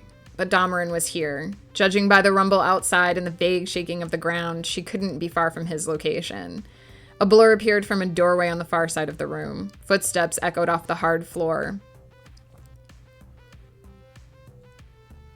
Sorry, this is bugging me. I'm not sure if I like it. A blur appeared from a doorway on the far side of the room. Footsteps echoed off the hard floor, and Clara... A blur appeared from a doorway on the far side of the room. Footsteps echoed off the hard floor, and Clara found herself staring into the face of a young woman. She had fair skin and dark hair that was shaved on one side but long on the other. Her eyes were a rich shade of amber. Rather than panicked or even worried, her expression settled into a friendly smile. "I'm sorry, love," she said in the same light accent everyone in the hospital seemed to have.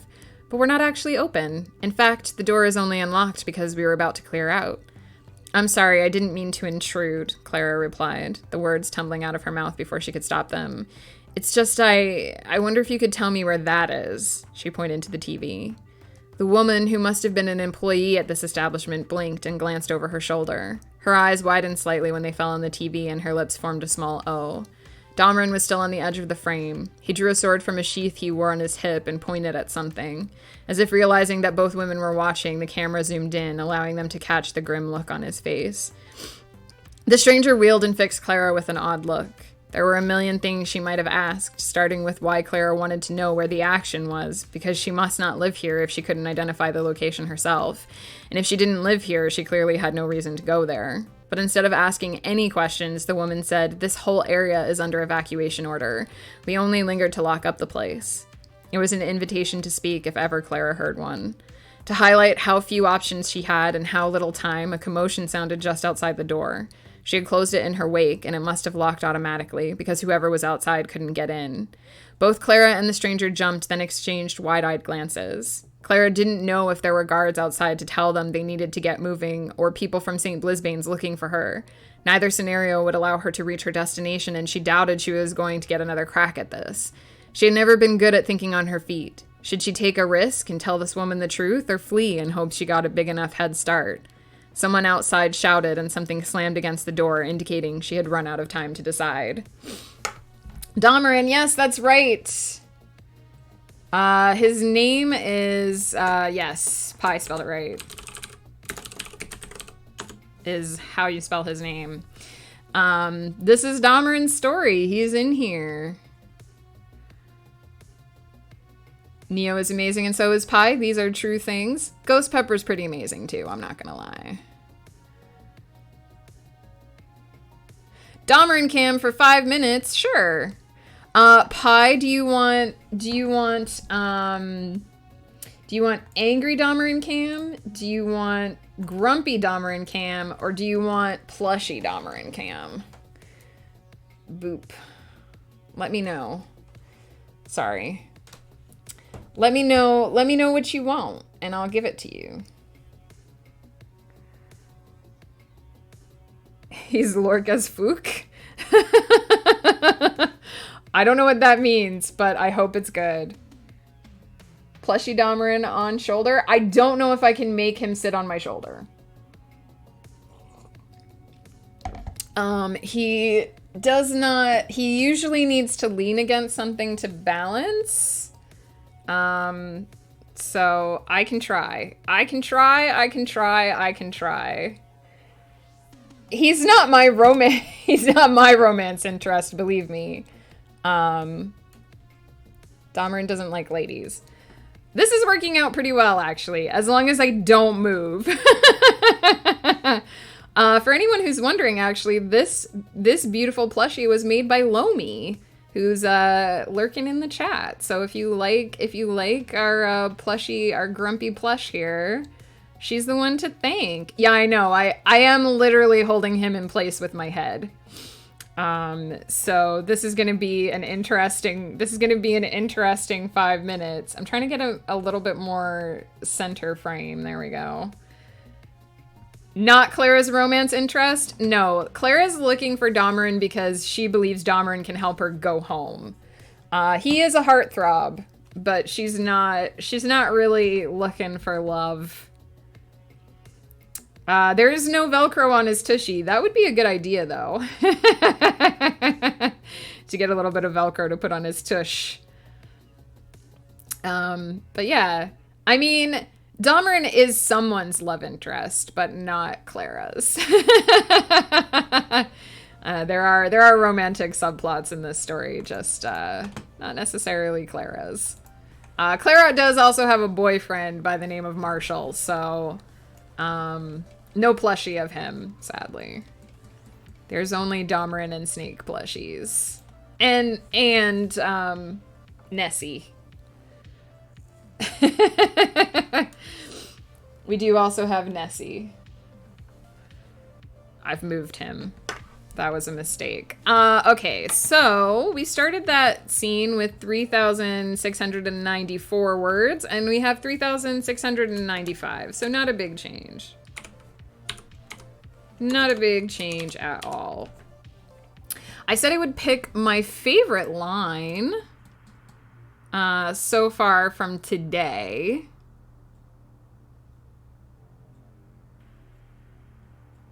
And I think my favorite line from today is actually this paragraph here where Clara started hearing a voice and she's not sure what to make of it. And the voice says, "Do you think I would have made the suggestion if I didn't have a plan?" The voice almost sounded mocking. If she had lost her mind, Clara was somewhat annoyed she hadn't acquired a friendly personality to share the abyss. I think that's my favorite line so far today. Where she's like, if I'm going insane, why can't I get the nice voices? Did you have them made? I commissioned, Lomi used to do plushie commissions way in the long ago. I don't think she does them anymore. If she's listening, she might correct me if I'm wrong, but she used to do plushie commissions, and I asked her to do Solid Snake, this boy here from Metal Gear Solid 2, also from Smash Brothers. He was in Smash Brothers at the time. I've knocked him over. He's not gonna stay. And she made Damarin for me as a surprise. When I opened the box, there were 2 plushies inside, the Grumpy Boys. And yeah, I had not expected. She designed this outfit that he's wearing as well. She had drawn it at one point and she designed the outfit. So yeah, she just sent it to me and I love it. He has this cute little, she also made this separately and I eventually put it on his head. So he has this cute little steampunk hat. I just can't, again, I can't put it on him right now because it would fly all over the place.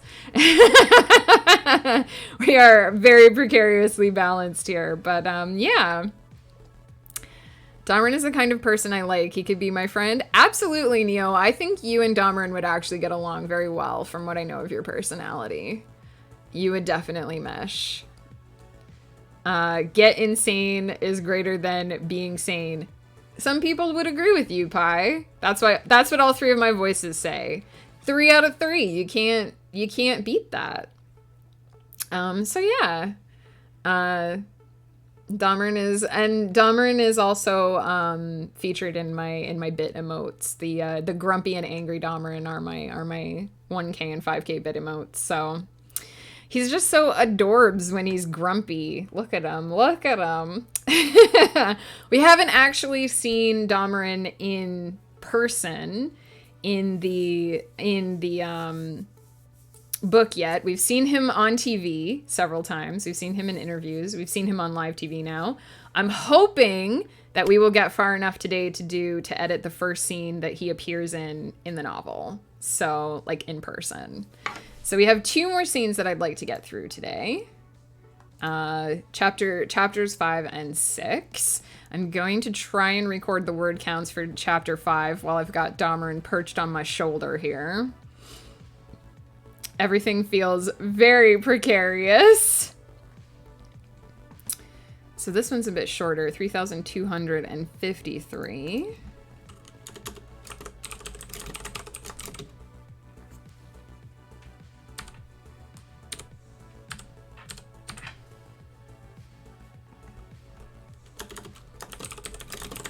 I'm actually surprised that he's not just like rolling rolling all over the place. He looks so pissed off. I know. Yeah. It's funny because Dahmerin's such a grumpus. But he's actually, you know, if you get through the thick outer shell, he's actually a sweetheart. So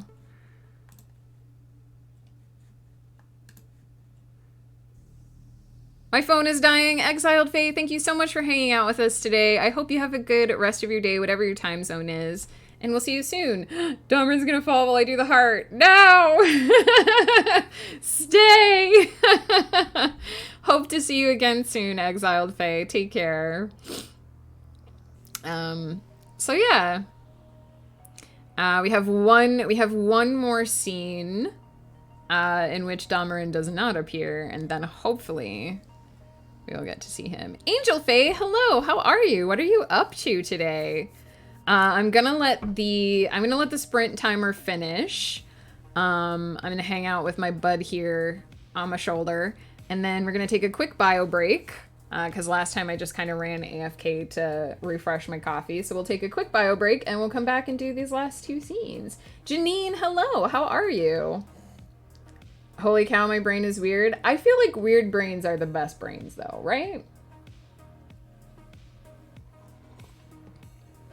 Finished chapter 10, preparing for chapter 11. Nice. Nice. I do have sprint timers running today, even though I'm reading out loud. So if anybody needs to mute me to make me stop talking and use a sprint timer, please feel free. Doing better, but exhausted already. Has it been a long day for you, Janine? I know you're 3 hours ahead of me, so you're well into the afternoon. Actually, I find that like 3:30 time like area is when I get like really sleepy. Yeah, we were just talking about how you made this Dahmerin, Lomi. There's 3 options for Dahmerin Cam. This was the option requested. Just read the next goal as Ghost streams milking hot sauce. I don't think he'll be milking hot sauce, but he will be making hot sauce.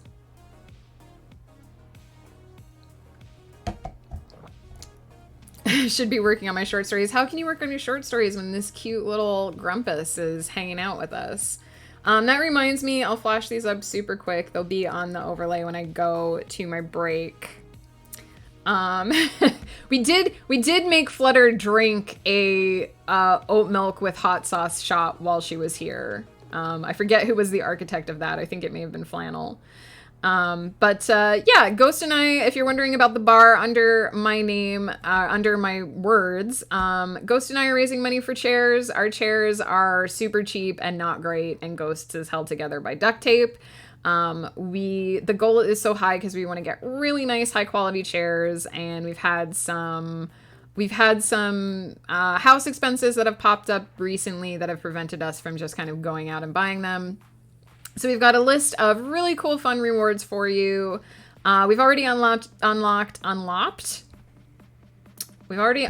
the Megan Tipsy chat stream, so sometime probably in October, I'll do one of my Just Chatting streams, but instead of drinking coffee like I usually do, I will drink wine, and I'll get tipsy, and it'll be good fun. And we're working on the Ghost hot sauce stream, which is he will basically set up all his streaming equipment in the kitchen and make some hot sauce. And then we have at $300, we're going to be doing a divorce court brunch stream, which is basically what it sounds like. We'll eat brunch Whether or not Ghost will eat on camera, that's up to him, but we'll eat brunch and we'll just chat with people and hang out and have a good time. And if we happen to get to the 600, we will upgrade that brunch stream to a 12-hour stream. And if we get all the way to the 1200, we will upgrade that 12-hour stream to a 24-hour divorce court stream. And it'll be my first 24-hour stream, and I'm very nervous about it, but I've promised to do it if we get that far. So if anyone wants to donate, just hit !divorce. That will take you to the link where you can donate. It's just Ghost Pepper's tips. We will be counting bits as well if you really would prefer to give bits instead of donating. It's just that if you give bits, Twitch takes a cut. If you donate $5 or more, you get your name on my overlay. That's why we have Bruce Campbell Soup, Bard Owl, and Squanchy up here for you to view. Pie, enjoy your lurk. Thank you so much for stopping by and for getting this lovely Grumpus on stream for a while. Take care. Ooh, I know it's quite a bit later where you are than where we are, so take care of yourself. I'm going to do a quick bio break, and then we will come back and do some more of this. I don't know how exciting or interesting it is to listen to me read the same paragraph 4 times, but I appreciate that you guys have come out and listened. What's my favorite type of villain? I really like gray morality villains. I really like villains who I can understand what they're doing. I think I coined it on Twitter where I was like, if you make me care about a villain, like make me sympathize with them, and then make me hate myself for sympathizing with them, that's A+. That's my favorite kind of villain. I like for villains to have not necessarily redeeming qualities, but for them to be 3-dimensional complex people with pains of their past that have driven them to purpose, but also it turns out they're a bit of a dick.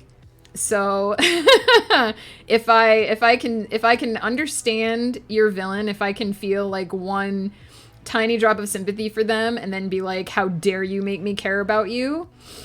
Chef's kiss. That's my favorite. That's my favorite kind of villain.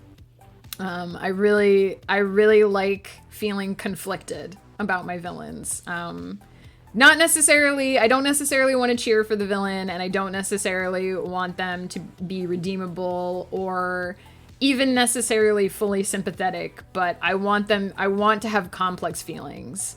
I want to ache over how I feel about a villain.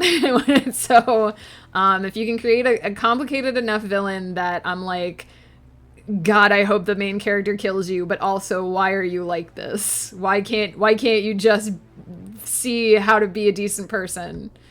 That's what I like. That's what I look for. Which is not to say that I don't like villains that are just evil or redeemable or whatever, but that's my favorite. If I have a story where I'm just constantly, every time the villain is on camera, being like, but why though? I love it. I love it. I love it when writers make me feel things. I hate it, but I love it.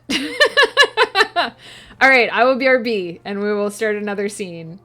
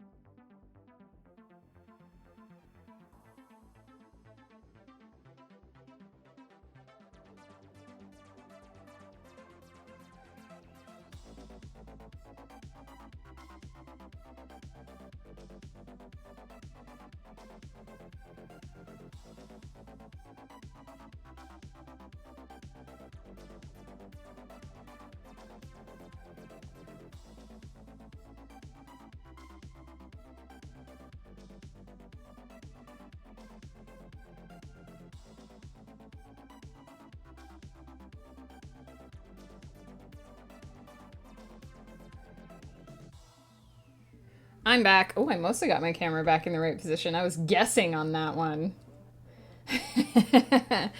All right, I am back. And I'm going to start that sprint timer again for anyone who is working and wants to have some sprints going. And we're going to resume reading where we left off. So this chapter, chapter 5, is called Pegasus Lane. Trust her, the voice in the back of Clara's head hissed, making her jump again. It had been silent since she departed the hospital. Another loud bang against the door reminded Clara she was in no position to argue. The moment she opened her mouth, the truth tumbled free. Please, she gasped, grasping the stranger's arm. Her eyes were wide and pleading, and desperation choked her voice. I need to find Dameron Lorcasf. He's the only person who can help me get home. There are possibly people chasing me, and if they catch me, they'll never allow me to speak with him. The woman didn't jerk away when Clara caught her arm. Instead, she took hold of Clara's shoulder. Oh, you know what? I forgot to look at what my beta said about this. Sorry. I stopped mid-sentence. Let me check for mistakes.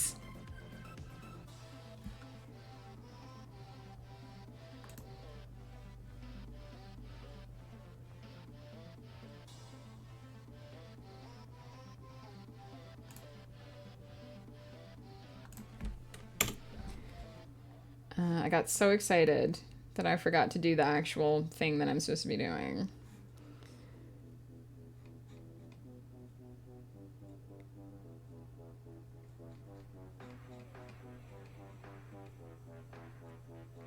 Oops.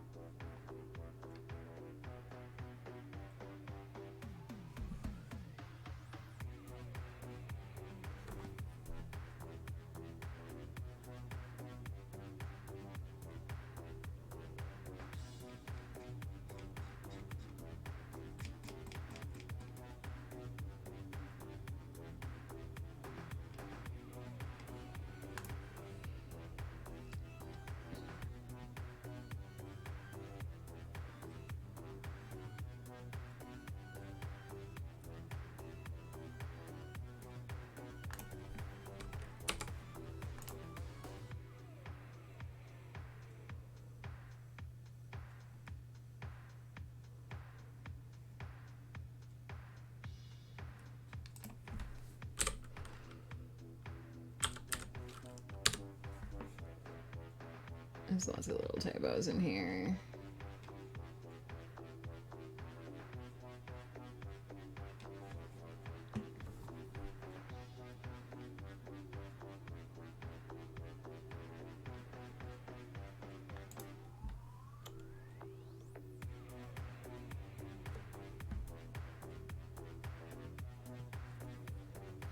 I actually disagree with that change, so I'm not going to make it. I think the sentence makes more sense as it is. Sometimes that happens. All right, and I do have a request to rewrite a description, but we'll do that when we get to it. We'll do it in context. Gotta go to work, very busy night, many planning. Neo, thank you so much for stopping by. I really appreciate it. You're awesome. Take care. I won't be streaming again until next week, but I hope to see you around in Ghost streams, because I know you like to hang out in the chat there as well. All right, let's go back and resume reading here, because the other changes I'll make when we get in context.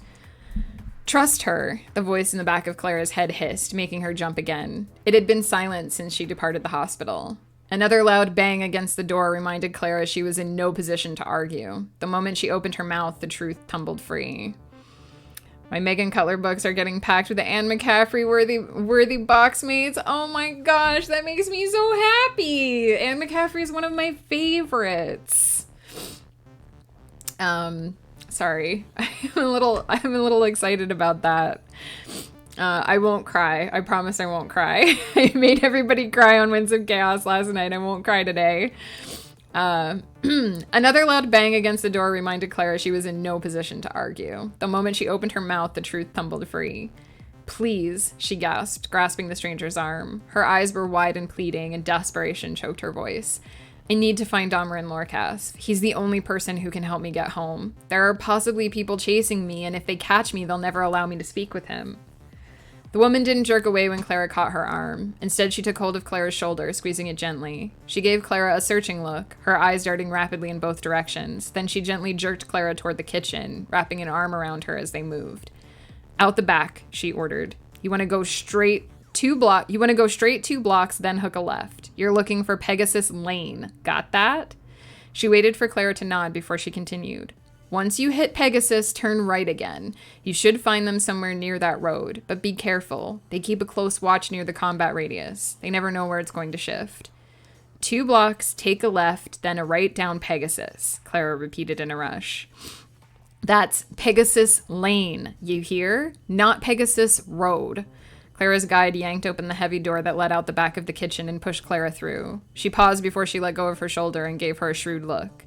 Now, I don't know what you've gotten yourself into, girlie, but I will tell you this. Dameron Lorcas is the best man to turn to in a sticky situation. And if he tries to tell you otherwise, you tell him that Lizzie won't save his favorite table for him anymore. You got it? I've been crying most of the afternoon. Oh, Flutter, I'm sending you hugs. Shy, hello, how are you? What is up? Are you still working on transposing your notes onto your, is it Palm Plus? Am I remembering properly? It's a name, I might have forgotten it. Now I wanted to maybe tweak this line of dialogue.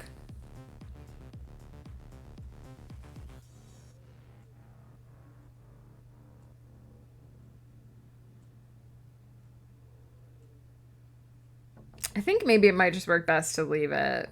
Alpha Smart, that's it. Why did I think it was Palm Plus? Where did I get that from? Caught up except yesterday's entries. Nice. Very little done. Now it's time to get the kid. Hey, every word is a win, Lomi, even if it's just a few. Take care. Thank you so much for dropping by. Give the little one some love from us. I know. This is why I say I'm so bad with names, because I'm like, they were talking about a Palm Plus, right? How do I remember things for my books? I don't even know.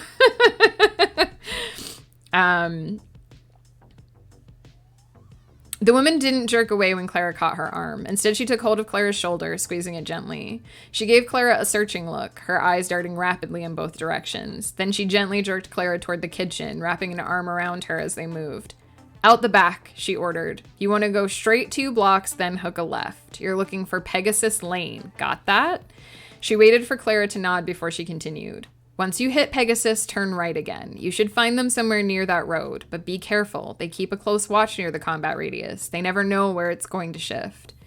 2 blocks, take a left, then a right down Pegasus, Clara repeated in a rush. That's Pegasus Lane, you hear? Not Pegasus Road. Clara's guide yanked open the heavy door that led out the back of the kitchen and pushed Clara through. She paused before she let go of her shoulder and gave her a shrewd look. Now, I don't know what you've gotten yourself into, girlie, but I will tell you this. Dameron Lorcas is the best man to turn to in a sticky situation. And if he tries to tell you otherwise, you tell him that Lizzie won't save his favorite table for him anymore. Got that? Clara's jaw fell open as she regarded Lizzie. Did she know Dameron personally? What were the odds Clara would encounter such a person on this mad trek? A sharp crack followed by pounding footsteps indicated Clara had run out of time. She nodded, unable to summon words, and Lizzie flashed her a grin. You get on your way. I'll distract them if I can. The heavy door slammed closed before Clara had a chance to reply. Accepting Lizzie's gift, she spun on her heel and took off at a dead run, counting the street corners as she zipped past. Clara did not find a Pegasus Road, but she did find a Pegasus Avenue, and it clearly shattered what remained of her concentration.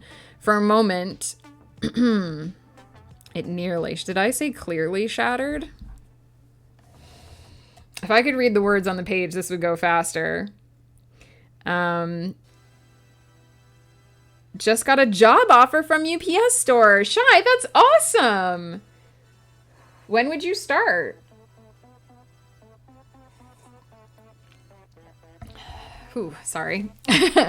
Clara did not find a Pegasus Road, but she did find a Pegasus Avenue, and it nearly shattered what remained of her concentration. For a moment, she blinked at the road sign like a mystified child, wrestling with the instructions she was given. Then a distant rumble of thunder, accompanied by another of those off-putting vibrations, restored momentum to her feet. She panted quietly, Pegasus Lane, while she searched for the sign. Aside from the increasing cacophony of cracks, rumbles, and crashes, the city was eerily quiet. Often only the pounding of her shoes striking the pavement echoed between outbursts. A second plume of smoke joined the one she spotted earlier, the tendrils growing inky dark as they gained strength. The stench of burning rubber filled Clara's nostrils, but she tried her best to ignore it. The hounds of hell might have been snapping at her heels by the time she reached Pegasus Lane. She confirmed the name of the street out loud, then pivoted on her right foot without pausing to catch her breath. Without occupants or time to read the flashing signs, the city of Roxruss felt much like Toronto, and there was something intimately wrong about a city without car traffic, pedestrians, or the yelling that often took place in the background. These blocks might have been abandoned years ago, so bleak did the empty storefronts and apartment buildings seem. Every now and then, Clara noticed a light left on in one of the high-rises and wondered if it was a mistake made in haste or someone... Every now and then, Clara noticed a light left on in one of the high-rises and wondered if it was a mistake made in haste or if someone was trying to hide in their apartment. It never occurred to her to be terrified of what she was doing, despite the horror generated by her surroundings. She felt like she was in the eye of a hurricane, running to keep ahead of the leading edge. Any moment now, the storm would break over her and sweep her away. That was why she had to keep running, no matter how her lungs burnt and her heart pounded. She made it 2 more blocks before she had to pause and bend double while gasping to catch her breath. She had pushed her body to its limit, but she had to push it more, because it was either 10 more minutes of hard labor or a lifetime stuck in a hospital wondering if she had lost her mind. Clara forced her breath to slow, sucking down long, deep breaths and releasing them gradually. She hadn't come all this way to fail. 2 blocks more and Clara no longer needed Lizzie's directions. Again, trying to decide if I need a comma there, but I don't think I do. Start Monday 2 to 8 for my first 2 weeks, then 10 to 8 afterwards. Nice! That's awesome! Shy, congrats!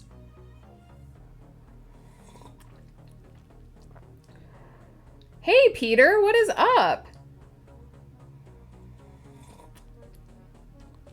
How are you, my friend? Where did I stop? 2 blocks more, and Clara no longer needed Lizzie's directions. She couldn't have missed the elemental if she tried. Each of its steps now vibrated the ground beneath Clara's feet, threatening to spill her onto the pavement. Some of what sounded like thunder must be screams, she realized. Cries of outrage directed at the members of the Queen's Division sent to fight the creature.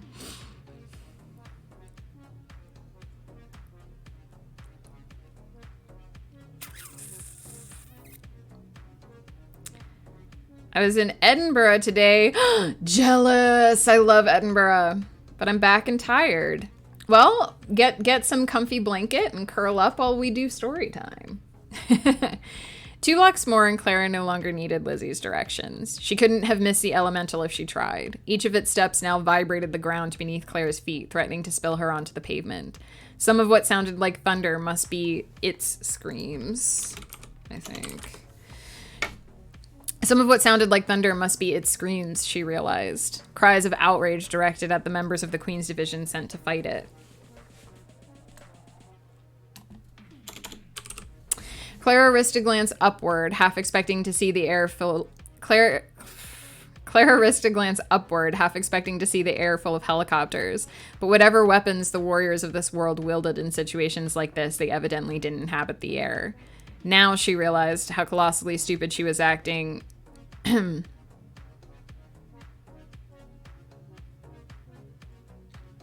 Why did I put a comma there? That doesn't make any sense. Who wrote this? Oh, it was me. It's a $2 pay cut, but it's guaranteed 40 hours a week. Nice. I mean, and if you would be happy working there, that's important too. Looking forward to story time. Please story me until I collapse. Get ready, Peter. Strap in. There's going to be at least another 40 minutes of story. 2 blocks more and Clara no longer needed Lizzie's directions. She couldn't have missed the elemental if she tried. Each of its steps now vibrated the ground beneath Clara's feet, threatening to spill her onto the pavement. Some of what sounded like thunder must be its screams, she realized. Cries of outrage directed at the members of the Queen's division sent to fight it. Clara risked a glance upward, half expecting to see the air full of helicopters, but whatever weapons the warriors of this world wielded in situations like this, they evidently didn't inhabit the air. Now she realized how colossally stupid she was acting, running toward the thing she glimpsed between buildings. It was huge. It occurred to her that, in all her research, she had never really determined what elementals were, aside from living incarnations of magic formed by the gathering of ancient forces. It occurred to her that, in all her research, she had never really determined what elementals were, aside from living incarnations of magic formed by the gathering of ancient forces that governed this strange world. I put a "the" in there because it seems awkward without it. It occurred to her that, in all her research, she had never really determined what elementals were, aside from living incarnations of magic formed by the gathering of the ancient forces that governed this strange world. She knew they came in variants: earth, fire, water, wind, lightning, stone, magma, mud. But she had never been interested enough to look at pictures or learn more than their basic context. Never approach an elemental, Dameron had said in one of his interviews. Under no circumstances. He referred to his choice to do so as he referred to his choice to do so as fatal stupidity. Clara was just about to contemplate turning around when she stumbled into an intersection marked by a line of bright yellow tape. Warnings to keep back adorned the ribbon in a dozen different languages, though Clara could only read one. She saw no guards to enforce the decrees until she glanced to her right and left. Then she saw men and women in guard uniforms strategically placed along the rope to hold the line. But none of them were looking for errant civilians. Their heads were turned toward the inside of the demarcation and cocked upward. Clara followed their gazes and her heart wedged in her throat. The elemental was almost as tall as 2 of the high-rises that it flanked. Easy words. Dameron, we know that guy. Yeah, he's in this story.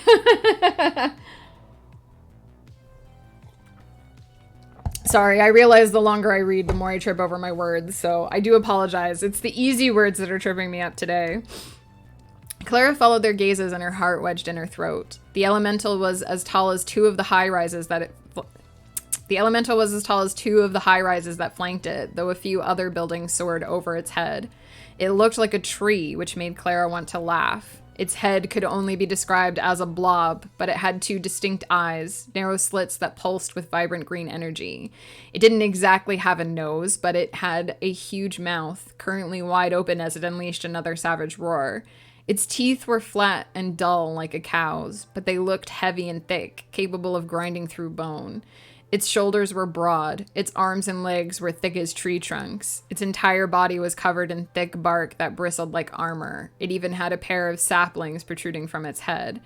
It seemed impossibly bulky. No wonder it shook the ground whenever it moved. As Clara watched in fascinated terror, the elemental lifted one of its massive legs and stalked forward. The ground shook with the impact of its footfall, and a deafening roar filled the air. Then the creature lifted a fist and slammed it against the road.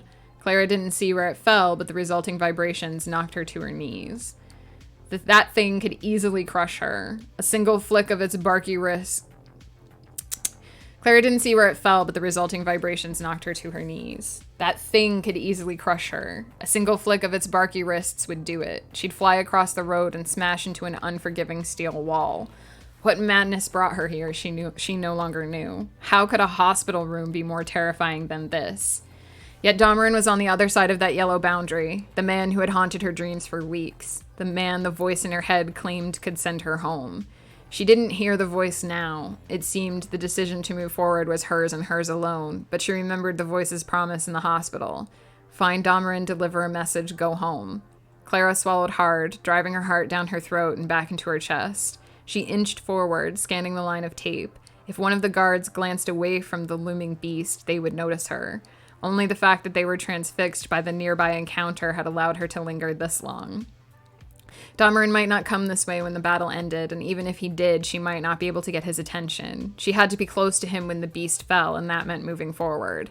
10 feet to her left, a light post had slipped from its mooring and knocked the overhang of a nearby bus stop into a store window, shattering it. If Clara darted behind the remains of the awning, she could cross the line and disappear into the window. When she came back out, she should be able to stay out of the guard's view. She didn't give herself a chance to second-guess the plan. This was a now-or-never moment, and she had experienced enough to know that hesitation always resulted in regret. She held her breath as she threw her feet into motion, but her body quickly forced her to inhale. Her heart pounded so heavily she could see each pulse's outline in her eyes. 3 steps. 1. She slid behind the awning. She didn't have time to worry about broken glass. She vaulted the broken window's frame. Broken and broken. Let's get rid of one of them.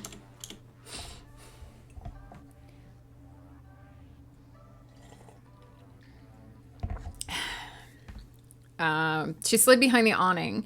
She didn't have time to worry about glass. She vaulted the broken window's frame and crashed through the store interior. Luckily, there was nothing breakable in her path, but she sent a few mannequins in fancy dresses crashing to the floor. The back room wasn't locked, and it was easy to throw the bolt on the back door when she reached it. She stumbled from the dim shadow of the store into the bright light of day, blinking as she glanced up. The elemental had taken a few steps back, but by the time Clara reached the end of the back alley, there was nothing between her and the battle. Shouts filled her ears, this time resolving into words. She tore her eyes away from the towering beast and found 4 people scattered across the courtyard at its feet. 4 people against a tree the size of Godzilla. Clara was close enough to see defining characteristics, including the insignia that indicated these were members of the Queen's Division. Farthest to Clara's right stood a woman with olive skin and long raven hair bound in a ponytail. She held no weapons, but both her hands were poised in front of her, her palms facing outward. A soft blue glow emanated from both her gloves and her eyes, and Clara recognized the static crackling in the air around her as magic. "Keep it away from the buildings," someone called to Clara's left, and the woman grunted. "I'm doing my best," she growled, and her voice summoned recollection from Clara's memory. This was Valia Stormcrow, the woman who participated in the group interview. "You try hurting one of these." Unbelievably, laughter sounded from Clara's left. She turned to examine the other 3 figures. There was one she didn't recognize. His hair was short and streaked with gray, as was his beard. He wrestled a large, wicked hook into the wide barrel of a gun, then shifted his position, bracing as he aimed his cannon upward. I have to adjust this because I got a note from one of my betas that it wasn't immediately apparent what this was, so let me scan a few paragraphs ahead.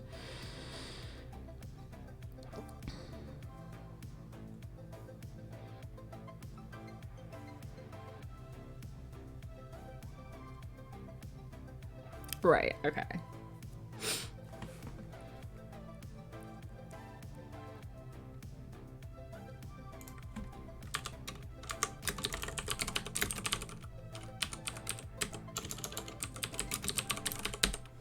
It's actually shockingly easy to fix this with just a couple of words.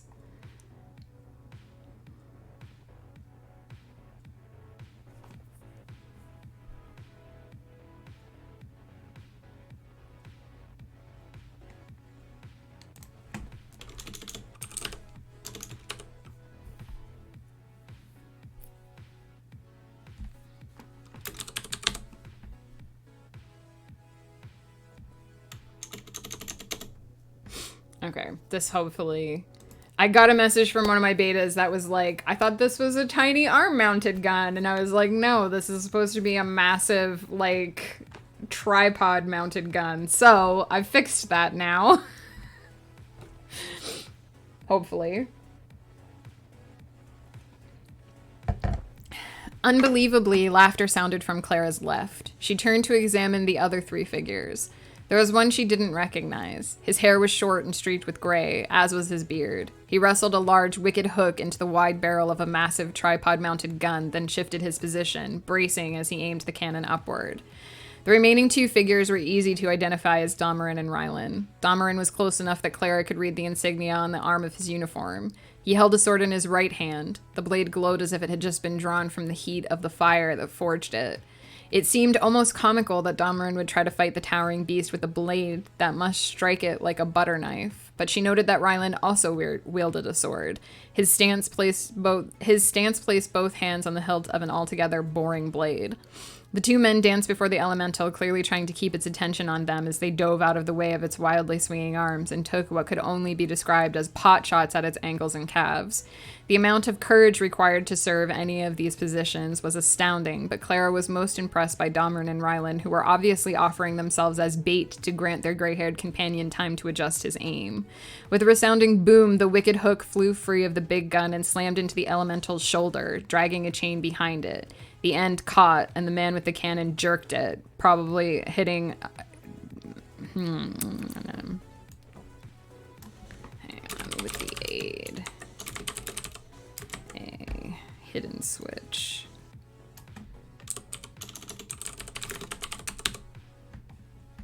Hey, Travis. Damarin is a battle junkie. I mean, he's doing his job, but... yes, he probably does qualify as a battle junkie. He would never admit it, but it's true.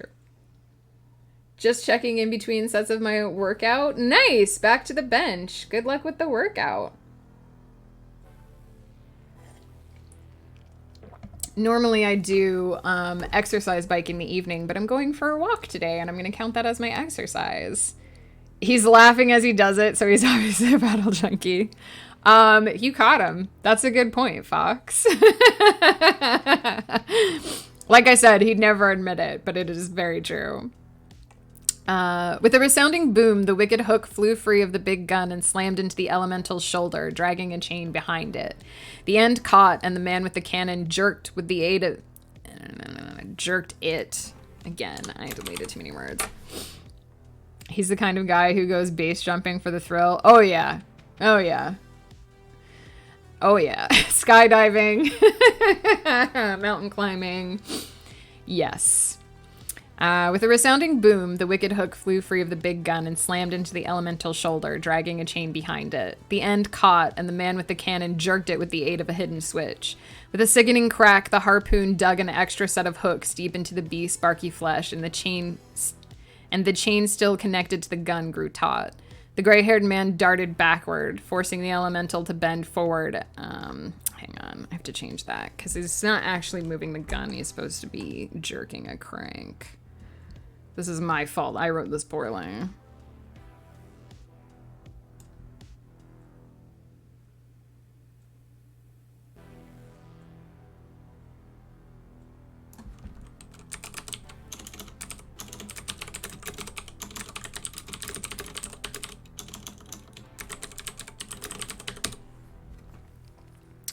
The gray-haired man cycled a crank on the cannon's side, forcing the elemental to bend forward as the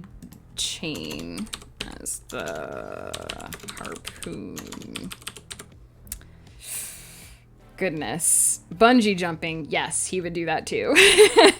With a resounding boom, the wicked hook flew free of the big gun and slammed into the elemental's shoulder, dragging a chain behind it. The end caught, and the man with the cannon jerked it with the aid of a hidden switch. With a sickening crack, the harpoon dug an extra set of hooks deep into the beast's barky flesh, and the chain still connected to the gun grew taut. The gray-haired man cycled a crank on the cannon's side, forcing the elemental to bend forward as the harpoon drew its shoulder downward. Damarin shouted something to Ryland, but he was too far away for Clara to catch the words. Ryland's answering shout was equally obscured by the elemental's outraged cries. None of them had noticed her yet. So she inched toward the nearest building and squeezed between the wall and a nearby trash compactor, as if that would shield her from the battle taking place mere feet in front of her. Damarin rushed forward as the chain pulled the beast into a deeper crouch. He ducked and wove as it swung first one arm, then the other in his direction. He leapt onto its foot and drove the red-drenched blade into the bark of its calf. This time, instead of deflecting off the bark skin, the sword bit deep, disappearing almost to the hilt. The elemental screamed and flailed, lifting its foot to shake Damarin loose. Damarin gripped the hilt of his sword with both hands, using it to steady... Damarin held, gripping the hilt of his sword with both hands, using it to steady him. When a tug against the chain forced the elemental to lower its foot, he savagely yanked the blade free of the hole it had carved. Clara couldn't tell what he intended to do, but from the way he lifted his head and scanned the creature's legs, she guessed he wanted to climb the thing. He didn't get a chance to drive his blade back into the bark because the creature reared. It jerked so hard against the chain it dragged the gray-haired man forward.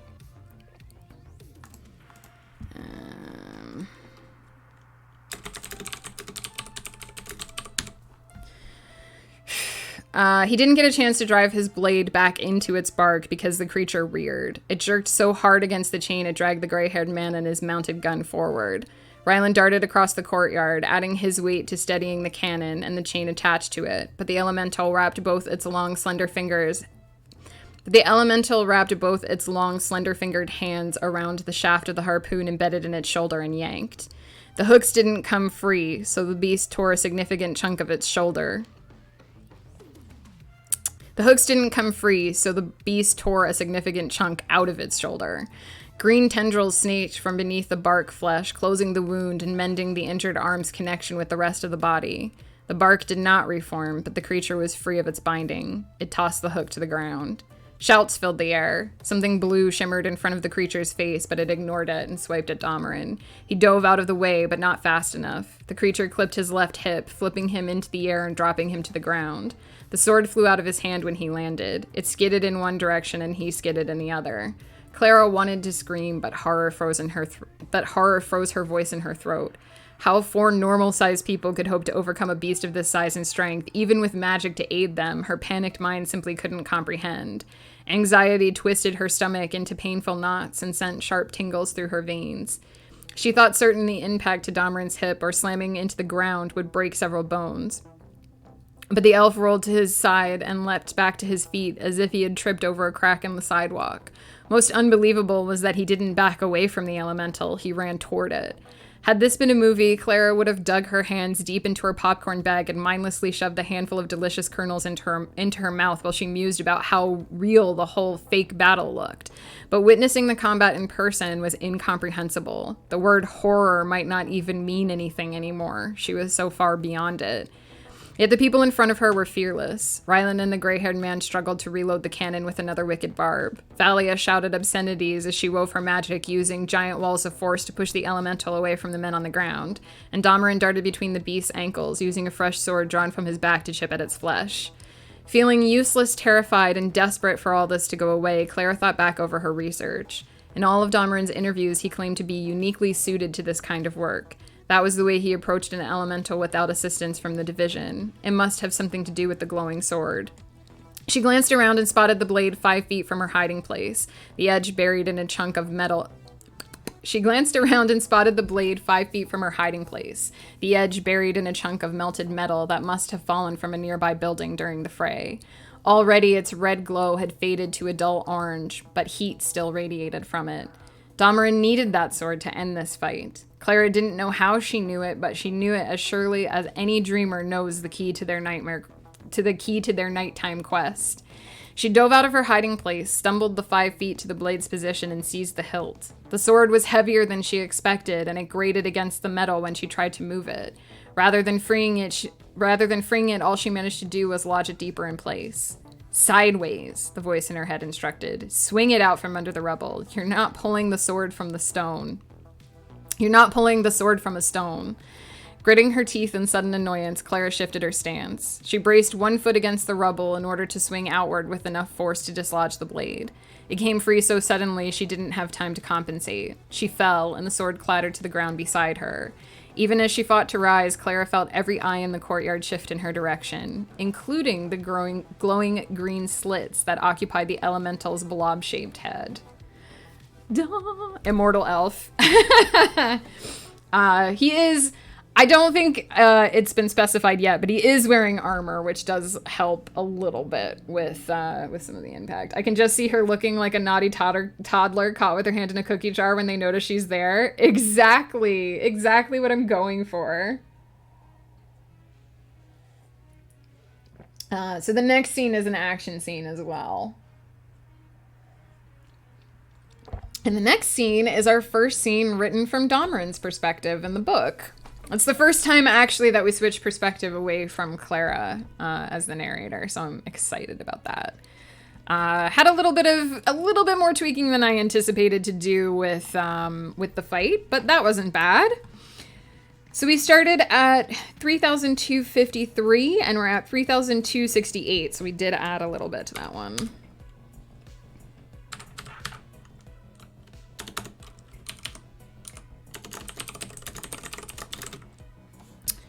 All right.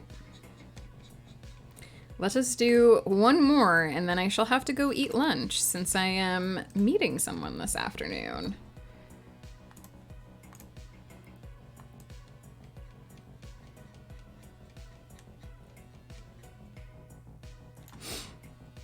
So this one is 3,461 words to start.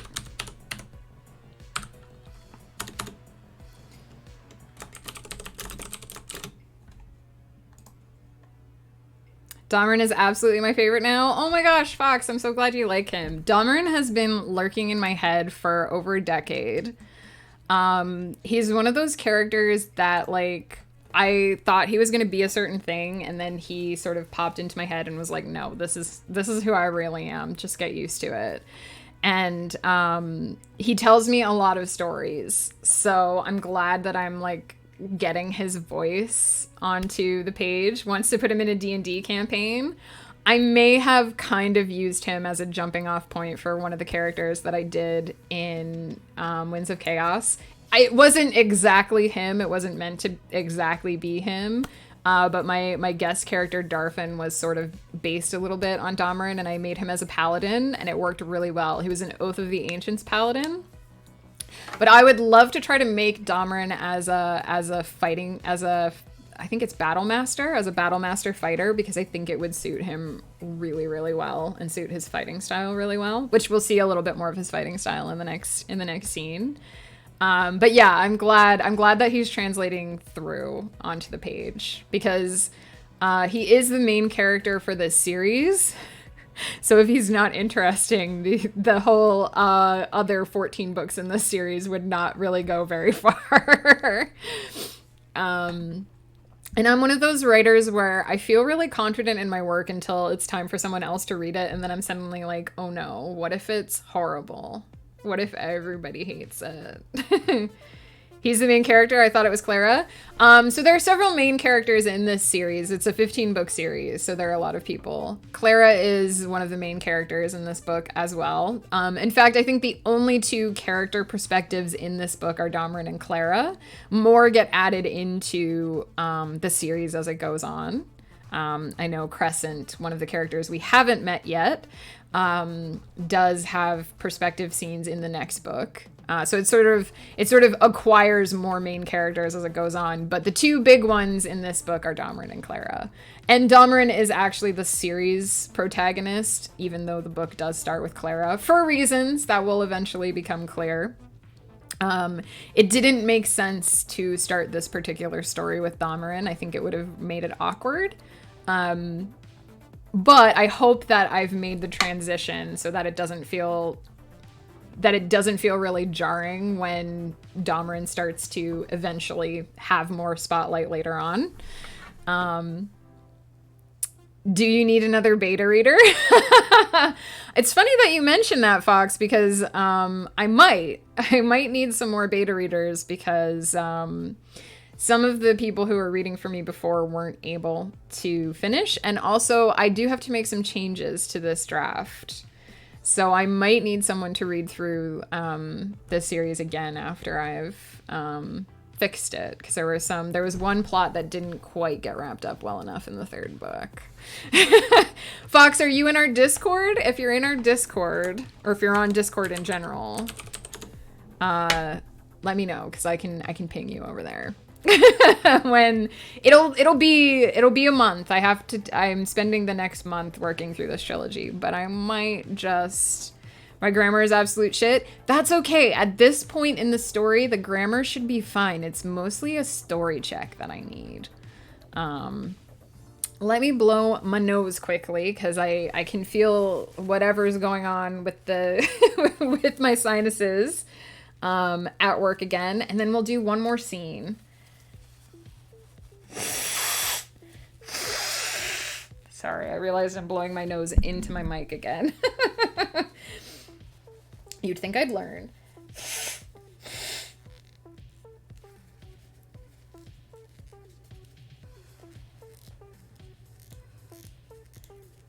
I used to beta for fanfics all the time. I'm a bit out of practice, but I think I can get back into the swing of things. No worries, Fox. Yeah, we can definitely talk on Discord after I get through with this draft. I've kind of realized that it's good to have two different beta reads. Like one, I guess they wouldn't both technically be called beta reads, but it's good to get one set of perspectives and then change the changes that need to be made based on that, and then get a second round of feedback. But it's hard for the original beta readers to give that feedback the second time because they know the story now. So they can't necessarily tell me in detail. Exactly. So I am starting to look for maybe getting some fresh eyes. And depending on how fast you read, you might be able to catch up to my primary betas and read the second trilogy, which is going to be going out to my betas, because I've lost a few betas along the way, so I could use a few more, but people need to catch up. So we'll see. No pressure. We'll talk about it. Let's start that writing timer again for anyone who's using it. No pressure. I just want the sprint timer to be running for anyone who wants to use it. And let's see what my betas had to say.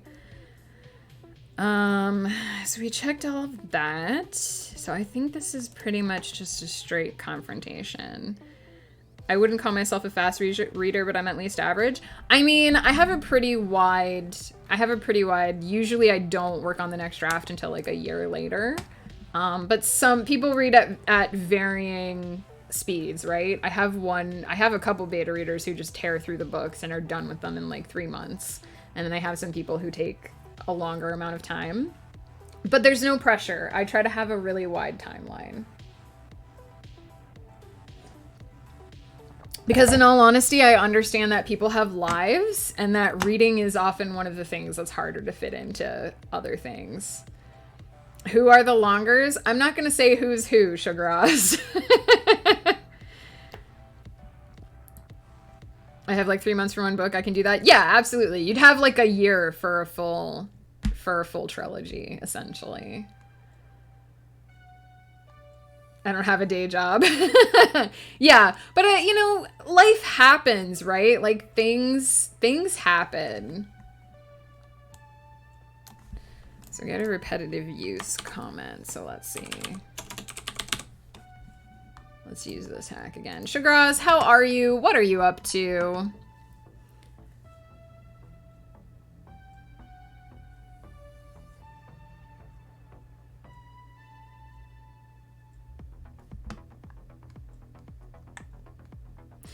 We might just have to live with this one. Because there's not really a way to do this without rewriting the entire thing.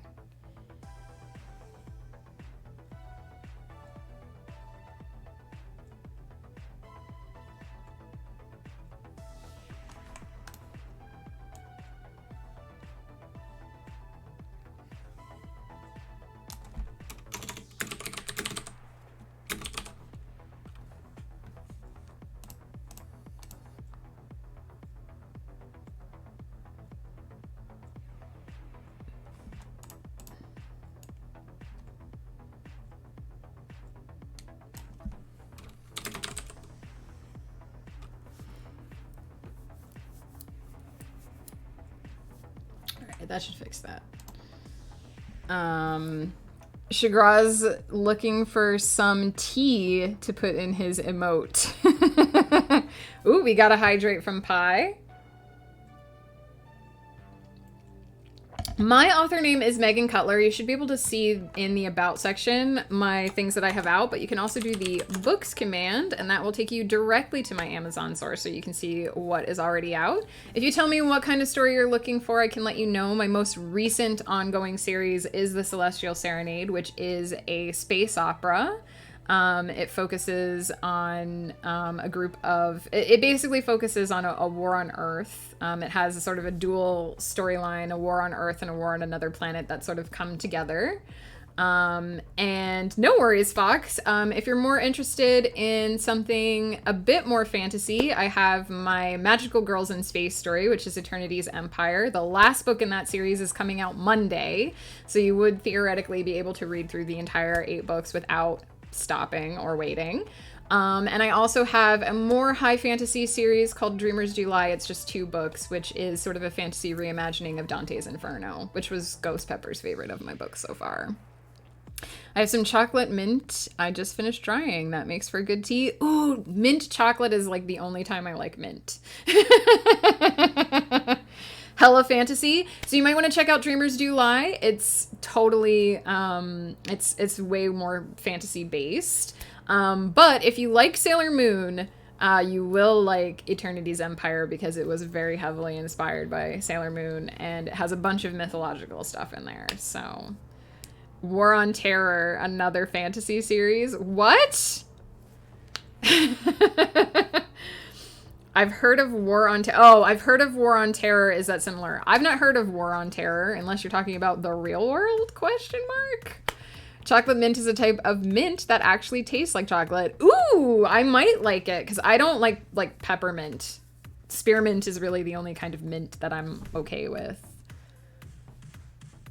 Okay, I'll let Ghost handle that one, Chagraz, because he's more familiar with that topic.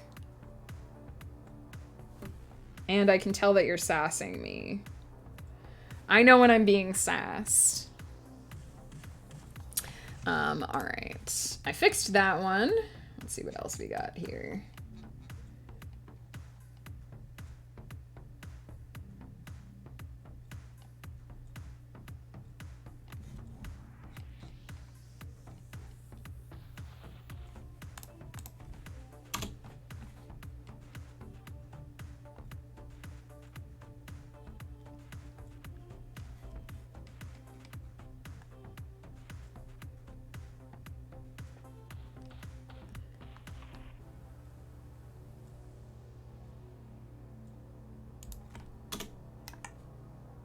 I did actually read part of this scene on stream once before, so hopefully it'll go a little bit smoother.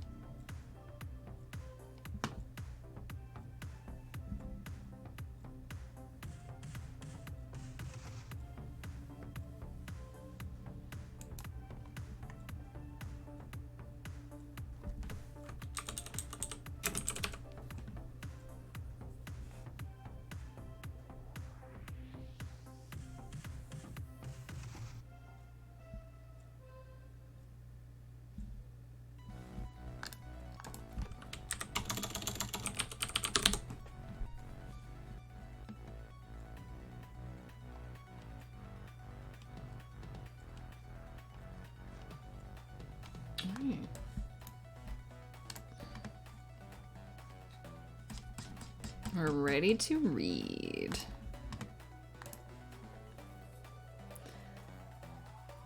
Tell me about the war. Book 1 was about going after a terrorist but missing. Book 2 was about going after someone else randomly. That book declared itself over after chapter 1 but kept on going for about 600 more pages. So we do get paid, authors do get paid for their books being read on Kindle Unlimited. It is less than you get for a purchase, which is, I'm fine with that. My books are on Kindle Unlimited because if people are subscribed and it's more cost efficient for them to read my books, I don't mind. Just make sure that you at some point connect your device to the interwebs, either while you're reading or after you've read, so it can register the page reads. And that's it. But yeah, if you're reading on Kindle Unlimited, I do get paid for that. It's by pages read, so I'll get a small number of cents for each page you read. And it's all good. That's why my stuff is Amazon exclusive, is so that it can be in Kindle Unlimited.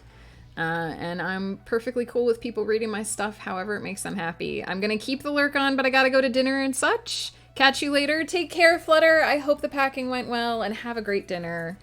Just can't afford shit, but want to support if I can. Yeah, totally. And that's the reason why my stuff is on Kindle Unlimited. If you can't afford to buy, but you're on Kindle Unlimited and you can read it that way, go for it, 100%. I want my books to be accessible, and that's one of the reasons why I use that program. Eventually, I'm going to hopefully take some of my stuff wide, and then my older stuff will come off of Kindle Unlimited because I can't keep it in there and go wide at the same time.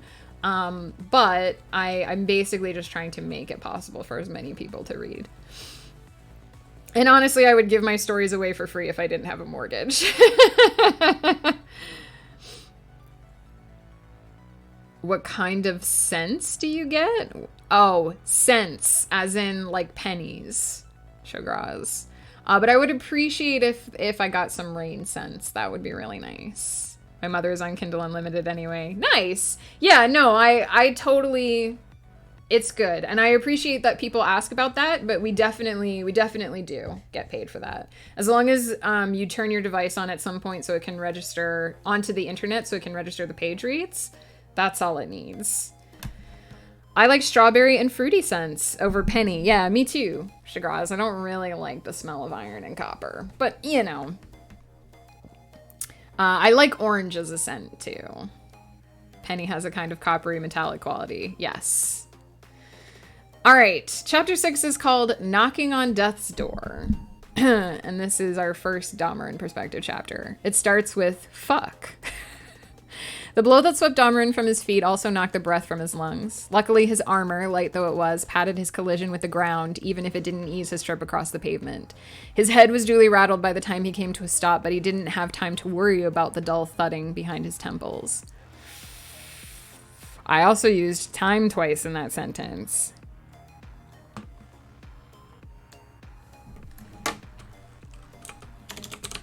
Pay no attention to the man behind the curtain. Gonna log off and get some stuff done. Thank you so much for coming, Fox Writer. I'm so glad you've enjoyed the story. This VOD will go up on YouTube, so you can listen to the parts that you've missed if you want to. And I will be talking to you on Discord, hopefully, about the possible beta reading. The blow that swept Damarin from his feet also knocked the breath from his lungs. Luckily, his armor, light though it was, padded his collision with the ground, even if it didn't ease his trip across the pavement. His head was duly rattled when he came... By when? His head was duly rattled when he came to a stop, but he didn't have time to worry about the dull thudding behind his temples. He coiled all his strength into the lower half of his body and rolled, pulling his legs beneath him and springing to his feet without pausing in between. The blow to his dignity he could handle. The loss of his sword stung. Fortunately, he still had the second blade on his back. He reached over his shoulder with his left hand and drew it free of its sheath. He reached over his shoulder with his left hand to draw it free of its sheath and quickly switched it to his right hand. As far as defense, it would serve, but if he wanted to kill this thing quickly, he needed to recover the other blade. Each was attuned to a different element, after all. The lightning that crackled along the gold-tinged sword as he raised it would aggravate the earth elemental, perhaps even daze it if he could get enough through its thick skin. But to kill it, he needed fire. They'd been lucky with their last encounter. Wind elementals were difficult to contain, but dispersing enough of their core made the rest of their magic harmless. A few well-placed explosive blasts got the job done. But earth elementals were among the hardest to deal with because of their thick skin, and only fire could consume the dense core protected by their armored bodies. The need to recover the lost blade lurked in the back of Damarin's mind, but the rest he shoved out of the way, narrowing his focus to the task at hand. Rylan and Barrow needed to get that gun reloaded, and they'd lose precious time if the elemental clipped it. Damarin darted directly between the creature's legs, ignoring how easily the thing could crush him between its spiked ankles. He thrust with his blade. Slashing did no good, and the brute unleashed a cry of outrage as lightning bit deep enough to spark through its skin. Without delay, Damarin withdrew the blade, spun, and dug it deep into the other leg, aiming for one of the scores he and Rylan had already left behind. The elemental responded with a second cry and shuffled backward. Damarin didn't see the shield Valia used to stagger the beast, but the hair on the back of his neck rose as the energy slithered past him, coalescing into a wall high above his head. The elemental threw itself against the shield, but it held, giving Damarin a chance to scamper free. Elemental attacks had become more frequent during the last couple years, but it had been a long time since he tackled one this big. The one he faced to earn his position with the division had been a third of this size. Damarin had been able to thrust his sword into its torso without having to climb. If we don't kill this thing quickly, it's going to start pulling buildings onto our heads. Valia had to be getting tired. She had deflected several previous attempts to do just that, and backup was still at least 10 minutes away, if not more. The harpoon finally slid into place behind him, indicated by the scrape of metal on metal as it locked into the launching mechanism. Damarin was about to warn his companions they needed this thing on its knees 5 minutes ago when a sharp hiss cut through the radio pressed to his ear. We've got a civilian on the battlefield. The voice belonged to Valia, and without the radio in Damarin's ear, the elemental's latest howl would have swallowed it. The statement was accompanied by a magical nudge. Damarin snapped his eyes in the appropriate direction, and his heart skipped a beat. Not just a civilian, a fucking kid. What's the point of doing all those damn interviews if no one listens to what we say in them? Aim for the torso, he snapped, thrusting Rylan... Thrusting? That's not what that says. He raised, R-A-I-S-E-D, the sword. That's a lot of thrusting. Heck yeah, Shagra's brows.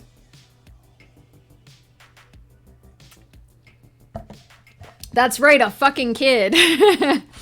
Aim for the torso, he snapped, trusting Rylan and Greg would know what he meant. Drag it down as far as you can, I'll get the kid.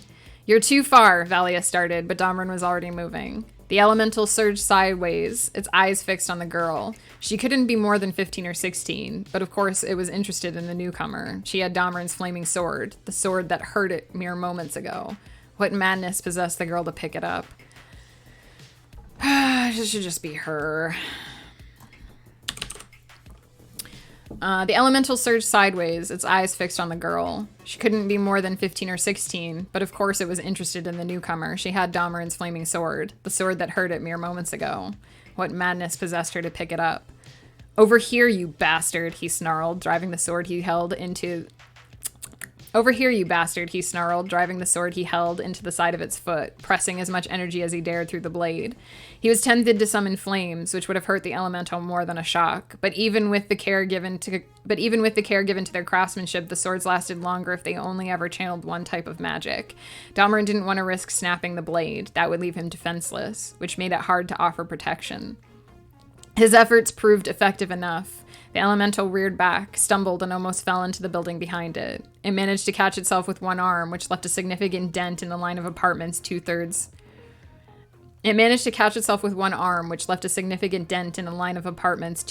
the way up the building. Damarin jerked his sword free of the elemental's foot when it faltered, then darted toward the girl. The beast recovered with shocking speed and surged forward, but Valia bounced it backward with another shield. Outraged, the elemental crouched and drove its fist into the ground just in front of Damarin. Luckily, he caught the blur of movement in time to pivot. The heavy fist missed him by inches, though the rough bark scraped against the side of his face as it whooshed past. It may have drawn blood, but he'd deal with it later. The force of the impact knocked him off balance, but he crouched to catch himself, then pushed up and darted around the rising fist toward the moon-eyed teenager staring at him as though he were a monster with 3 heads. She at least had the good sense to get back to her feet. She crouched over his lost blade, her pale fingers wound around the hilt, though she couldn't seem to lift it. Damarin worried what she would have done if she did manage to heft the sword off the ground. If she was foolish enough to run toward an elemental, gods only knew if she was stupid enough to try hitting it. She might even think the fire came from the sword. Most people made that mistake. But as their eyes locked, Damarin detected a flash of shocking intelligence. Whoever this girl was, she knew she was knocking on death's door. She also seemed to realize he was her best hope for dealing with this situation, however she got into it. But instead of waiting for him to reach her, she snarled and shoved the sword across the pavement in his direction. Damarin winced as the steel ground against the pavement. Every scratch was a potential failure point, and he imagined several had just been etched deep into the blade. But there was enough power in her swing that the sword carried all the way to Damarin's position. He shifted to bleed speed and extended his left boot to halt the blade's progress. It was scratched, but not as bad as he feared. As he bent to retrieve it, he heard a loud crack. He didn't see the harpoon fly, but he spun in time to see it dig into the elemental's side. The creature protected the area where it ripped its skin free, so the harpoon bit its opposite side instead, its position too low to affect the elemental's center of balance. Damarin skipped backwards, renewing the flow of energy to the recovered blade as he prepared to face the creature's next blow. A second percussive blast filled the air, and a second harpoon penetrated the elemental's hip on the side opposite the first. It was clear that both shots had been hurried, their aim inexact, but Damarin divined his companion's intentions. On 3, Thero grunted. 1, 2, 3. Somewhere to Damarin's left, both Greg and Rylan yanked in unison, dragging the big guns connected to the chains backward, using the crank levers to keep the chains taut. Off balance and still reeling from the pain, the elemental teetered, leaned forward, and fell to one knee. It reached for the harpoon stuck in its hip. That gave Damarin maybe 30 seconds, but he judged the distance reasonable. He darted forward, committing the last of his energy to this charge. Within seconds, the creature's ragged foot was in front of him. He jumped, darted forward, and leapt, driving the sword in his right hand into the barky flesh in front of him. Damarin used his momentum to swing out and up, flipping midair and twisting so he could get... Sorry, frog in my throat. Hang on. That's what I thought during last night's D&D session. About Yowie.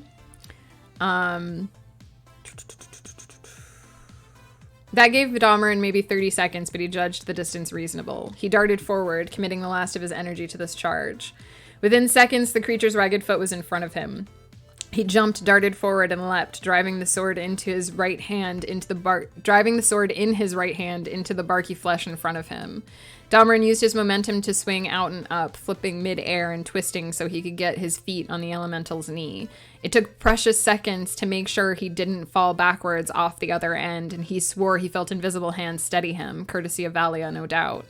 The lightning from his last strike hadn't dazed the creature enough to keep it still, but it seemed mightily confused by Damarin's sudden appearance atop its leg. It narrowed its eyes and snorted, but Damarin didn't linger. He clutched the red-hot sword in both hands now, poised and ready to strike. As he slunk across the elemental's thigh, the blade burst into flames, fire licking eagerly at the air surrounding it. Then he was in position. He planted both feet and drove the blade forward. Bathed in fire, it ate through the elemental's bark skin as if it were made of butter. The elemental howled and squirmed, trying to brush Damarin free. Trusting his companions would keep the beast from crushing him, Damarin focused on clutching the sword hilt for dear life. He braced one boot against the wriggling torso and relaxed an invisible dam somewhere in the back of his mind. Energy flowed through him. He wasn't a mage, but he was a conduit. He used that ability to leech energy from the elemental, transformed it from light... Hang on.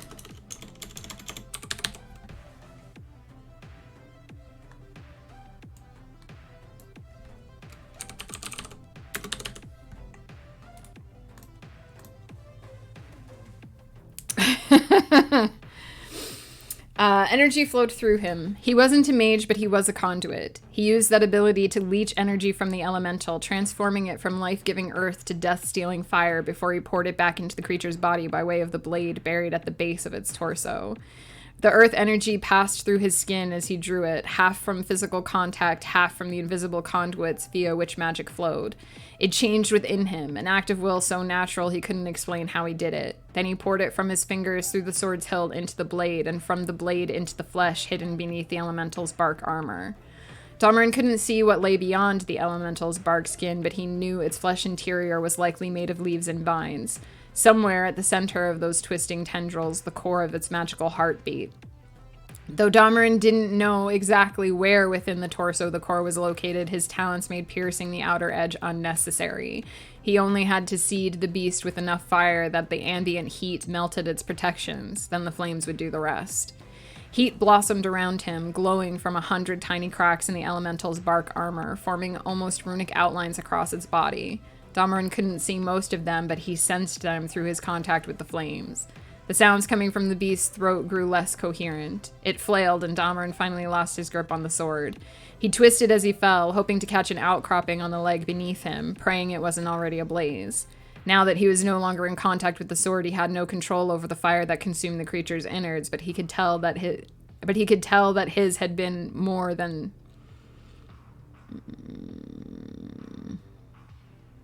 That doesn't make sense.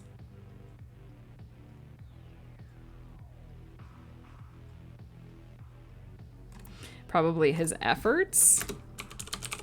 Nobody caught that one. Now that he was no longer in contact with the sword, he had no control over the fire that consumed the creature's innards, but he could tell that his efforts had been more than sufficient.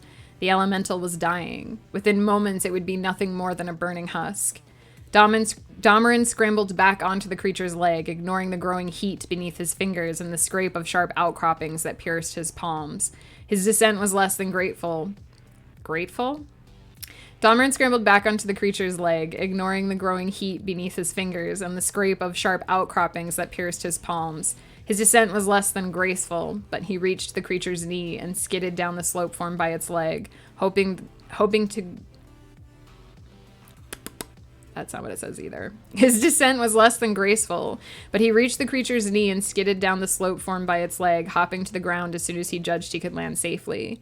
The impact of his feet on solid pavement drove the breath from his lungs, which were already half full of noxious smoke. He dropped to one knee, curled his head down, and coughed, aware suddenly of the rapid pounding of his heart inside his chest.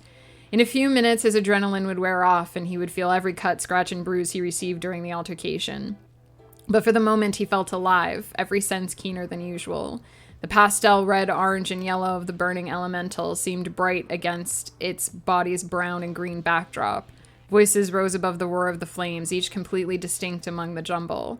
The reek of smoke and ash filled his nostrils as he pushed to his feet. He staggered with his first step, aware of a sharp ache when he twisted, but he wasn't badly injured, and it took only a moment to regain his balance. Valia jogged toward him as he turned, concern etched into her features. "You all right?" she asked as she grasped his arm lightly. "Fine," Damarin grunted, mustering a weary smile for his longtime companion. He was about to say more, but his name pierced the sudden stillness in a voice he didn't recognize, a stark reminder of the kid who had wandered onto the edge of the battlefield and nearly ended up as a smear on the pavement. She was clearly okay. She stumbled across the road, nearly tripping twice, but catching herself each time. Damarin might have been impressed if he hadn't been so annoyed, not to mention confused. The girl didn't stop. She threw herself at Damarin, using his body as a brake.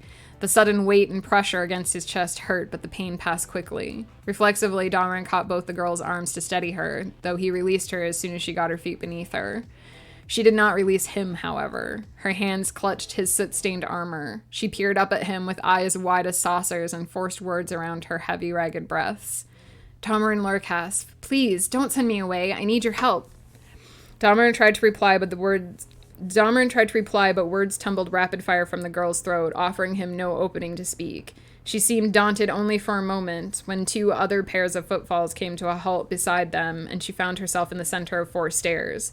But after her eyes... 2 other pairs of footfalls, 4 stairs. Yes, that makes sense. Janine, welcome back. No worries. Stuff comes up from time to time. Let me check how much. We are almost done, so I'm not going to start another sprint timer. I'll just pop that off for now. Damarin tried to reply, but words tumbled rapid fire from the girl's throat, offering him no opening to speak. She seemed daunted only for a moment, when 2 other pairs of footfalls came to a halt beside them, and she found herself in the center of 4 stairs. But after her eyes darted from side to side, noting the new arrivals, the cascade of words resumed, leaving barely a heartbeat between. "You can't let them take me away before I talk to you. I'm begging you, please. Lizzie said that you would help me, and if not, she won't save your favorite table for you anymore, so..." Damarin grabbed one of the girl's wrists, squeezing a little harder than he meant to, but she at least shut up for a minute. "What about Lizzie?" he demanded, his voice low and carrying a warning edge. Few names had the power to make his heart leap into motion, but that was one of them. The girl gulped and glanced at Damarin's companions, but she'd find no sympathy from them. They were as invested in Lizzie's safety as he was. "I ran into her on the way here," the girl managed after a moment. "She helped me get away and told me where to find you. I know I sound crazy, but please, you've got to let me talk to you." A distant clamor interrupted. The city guard had regained their senses. They, along with a cadre of reporters, were charging across the courtyard, eager for information about the dead elemental. Damarin frowned. If there was an aspect of his job he hated, it involved the media. I'll take care of this, Dahmerin muttered to his companions before jerking his head toward the oncoming crowd. You take care of that. Valia nodded and swept forward with Greg to enter. It helps if I don't read that in a monotone. Dahmerin frowned. If there was an aspect of his job he hated, it involved the media.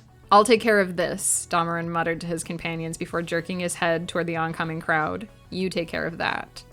Valia nodded and swept forward with Greg to intercept the onrushing tide. Rylan hesitated an extra moment, unasked questions dancing across his face. Then he bowed to the command and rushed to catch up with the others. With a soft sigh, Dahmerin turned in the opposite direction and drew the girl in his wake.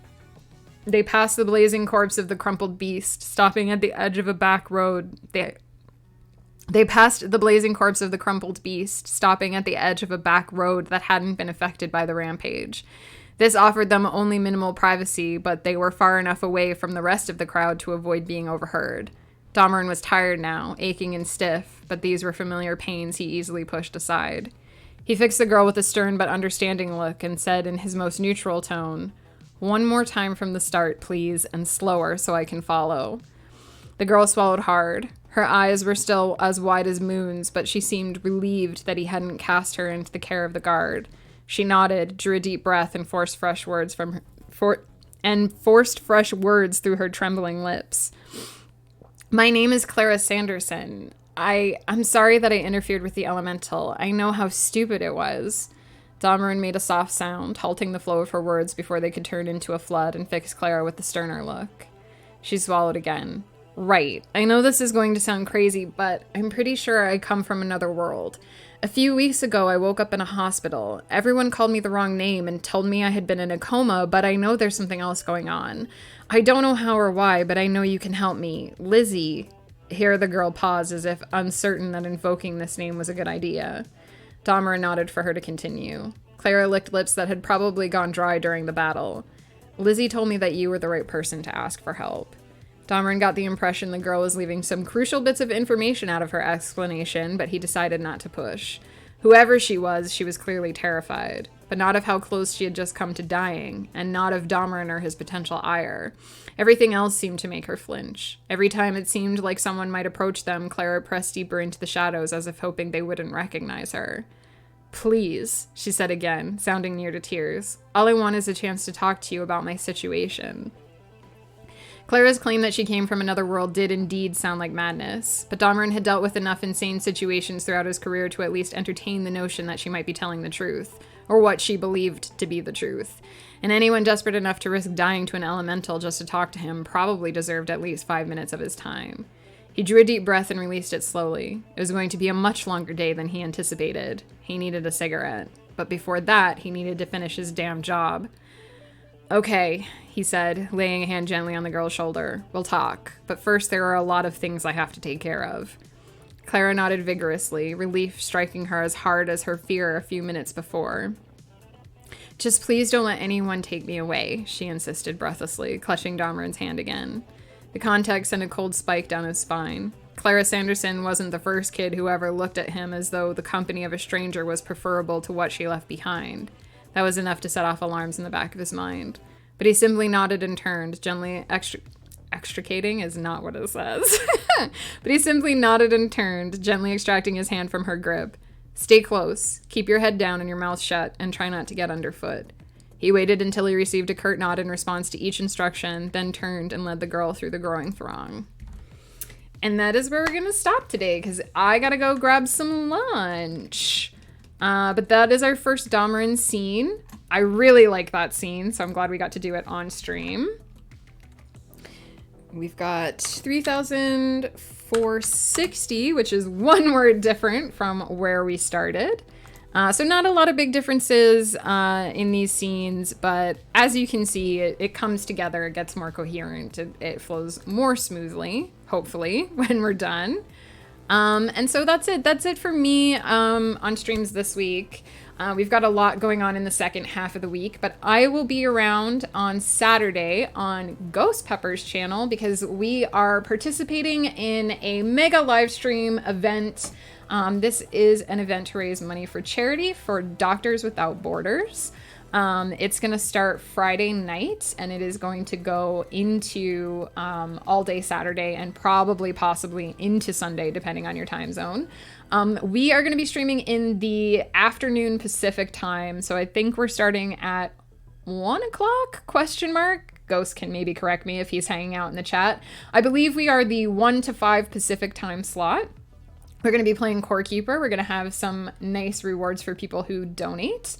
And then we will be joining in the evening the rest of the groups who are still around. Some of them may have gone to sleep, but anyone who's still around, we're going to be joining them for some community games. I believe Golf with Friends has been mentioned for the grand finale. So that's going to be happening on Saturday. I'll be around for that. And I will be back hopefully next Monday. I'm going to do one more reading session of this book. There's going to be a small gap because I'm going to edit a few chapters this afternoon off stream, but we're going to be doing one more reading session. And then on Tuesday, I'm going to be starting a new project. Tentatively, the working title is Everyone's Child. I'm going to be doing the world building here on stream, and I'm going to be trying out NovelPad, which is a very cool writing tool that I have been granted some trial access to. So I'm going to be checking that out, seeing how the functions integrate between outlining and actual novel writing.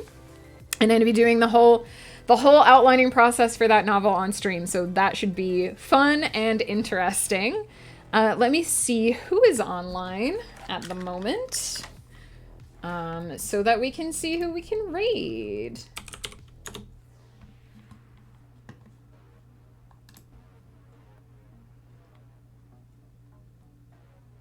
Oh, I think Sable is on. And she rated me yesterday, so I think we might pop over and give a little bit of love in return. Incidentally, Sable is one of the streamers that I've learned has lived near me, so we're going to be meeting up with her tomorrow and hanging out, so I'm super looking forward to that. It's cool to know that there are other writers that live near me who want to get together and hang out. And let's see. Just waiting for it to finish this ad break here. So I don't like to raid people if they're on break. No, they're on break.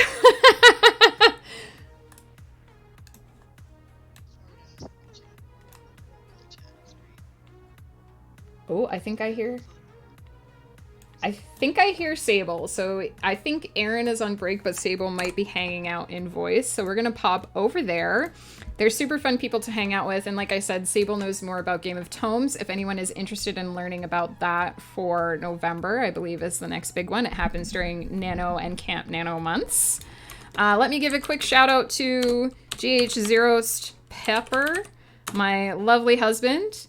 In case anyone wants to come hang out on Saturday, or just in general, Ghost Pepper is super nice dude. And let's start a raid. And we've got any emotes that your heart desires to use for the raid, please do. Thank you. Thank you so much for coming out and listening to me stumble over my words today and go back and forth about commas and where I should add words and subtract words. I really appreciate it. I really appreciate your interest in my work and just hanging out. Like, it's been a roller coaster of a summer, but it's nice to know that I can always hang out with you guys and be inspired by you guys. You're all amazing. You're all the best. Thank you to everyone who chatted and lurked. And I can't wait to hang out with you again soon. Take care.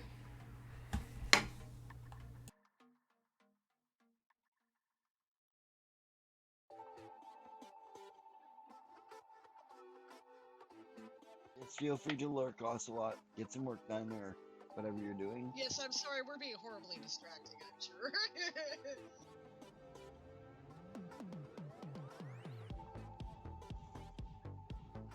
Striker, thanks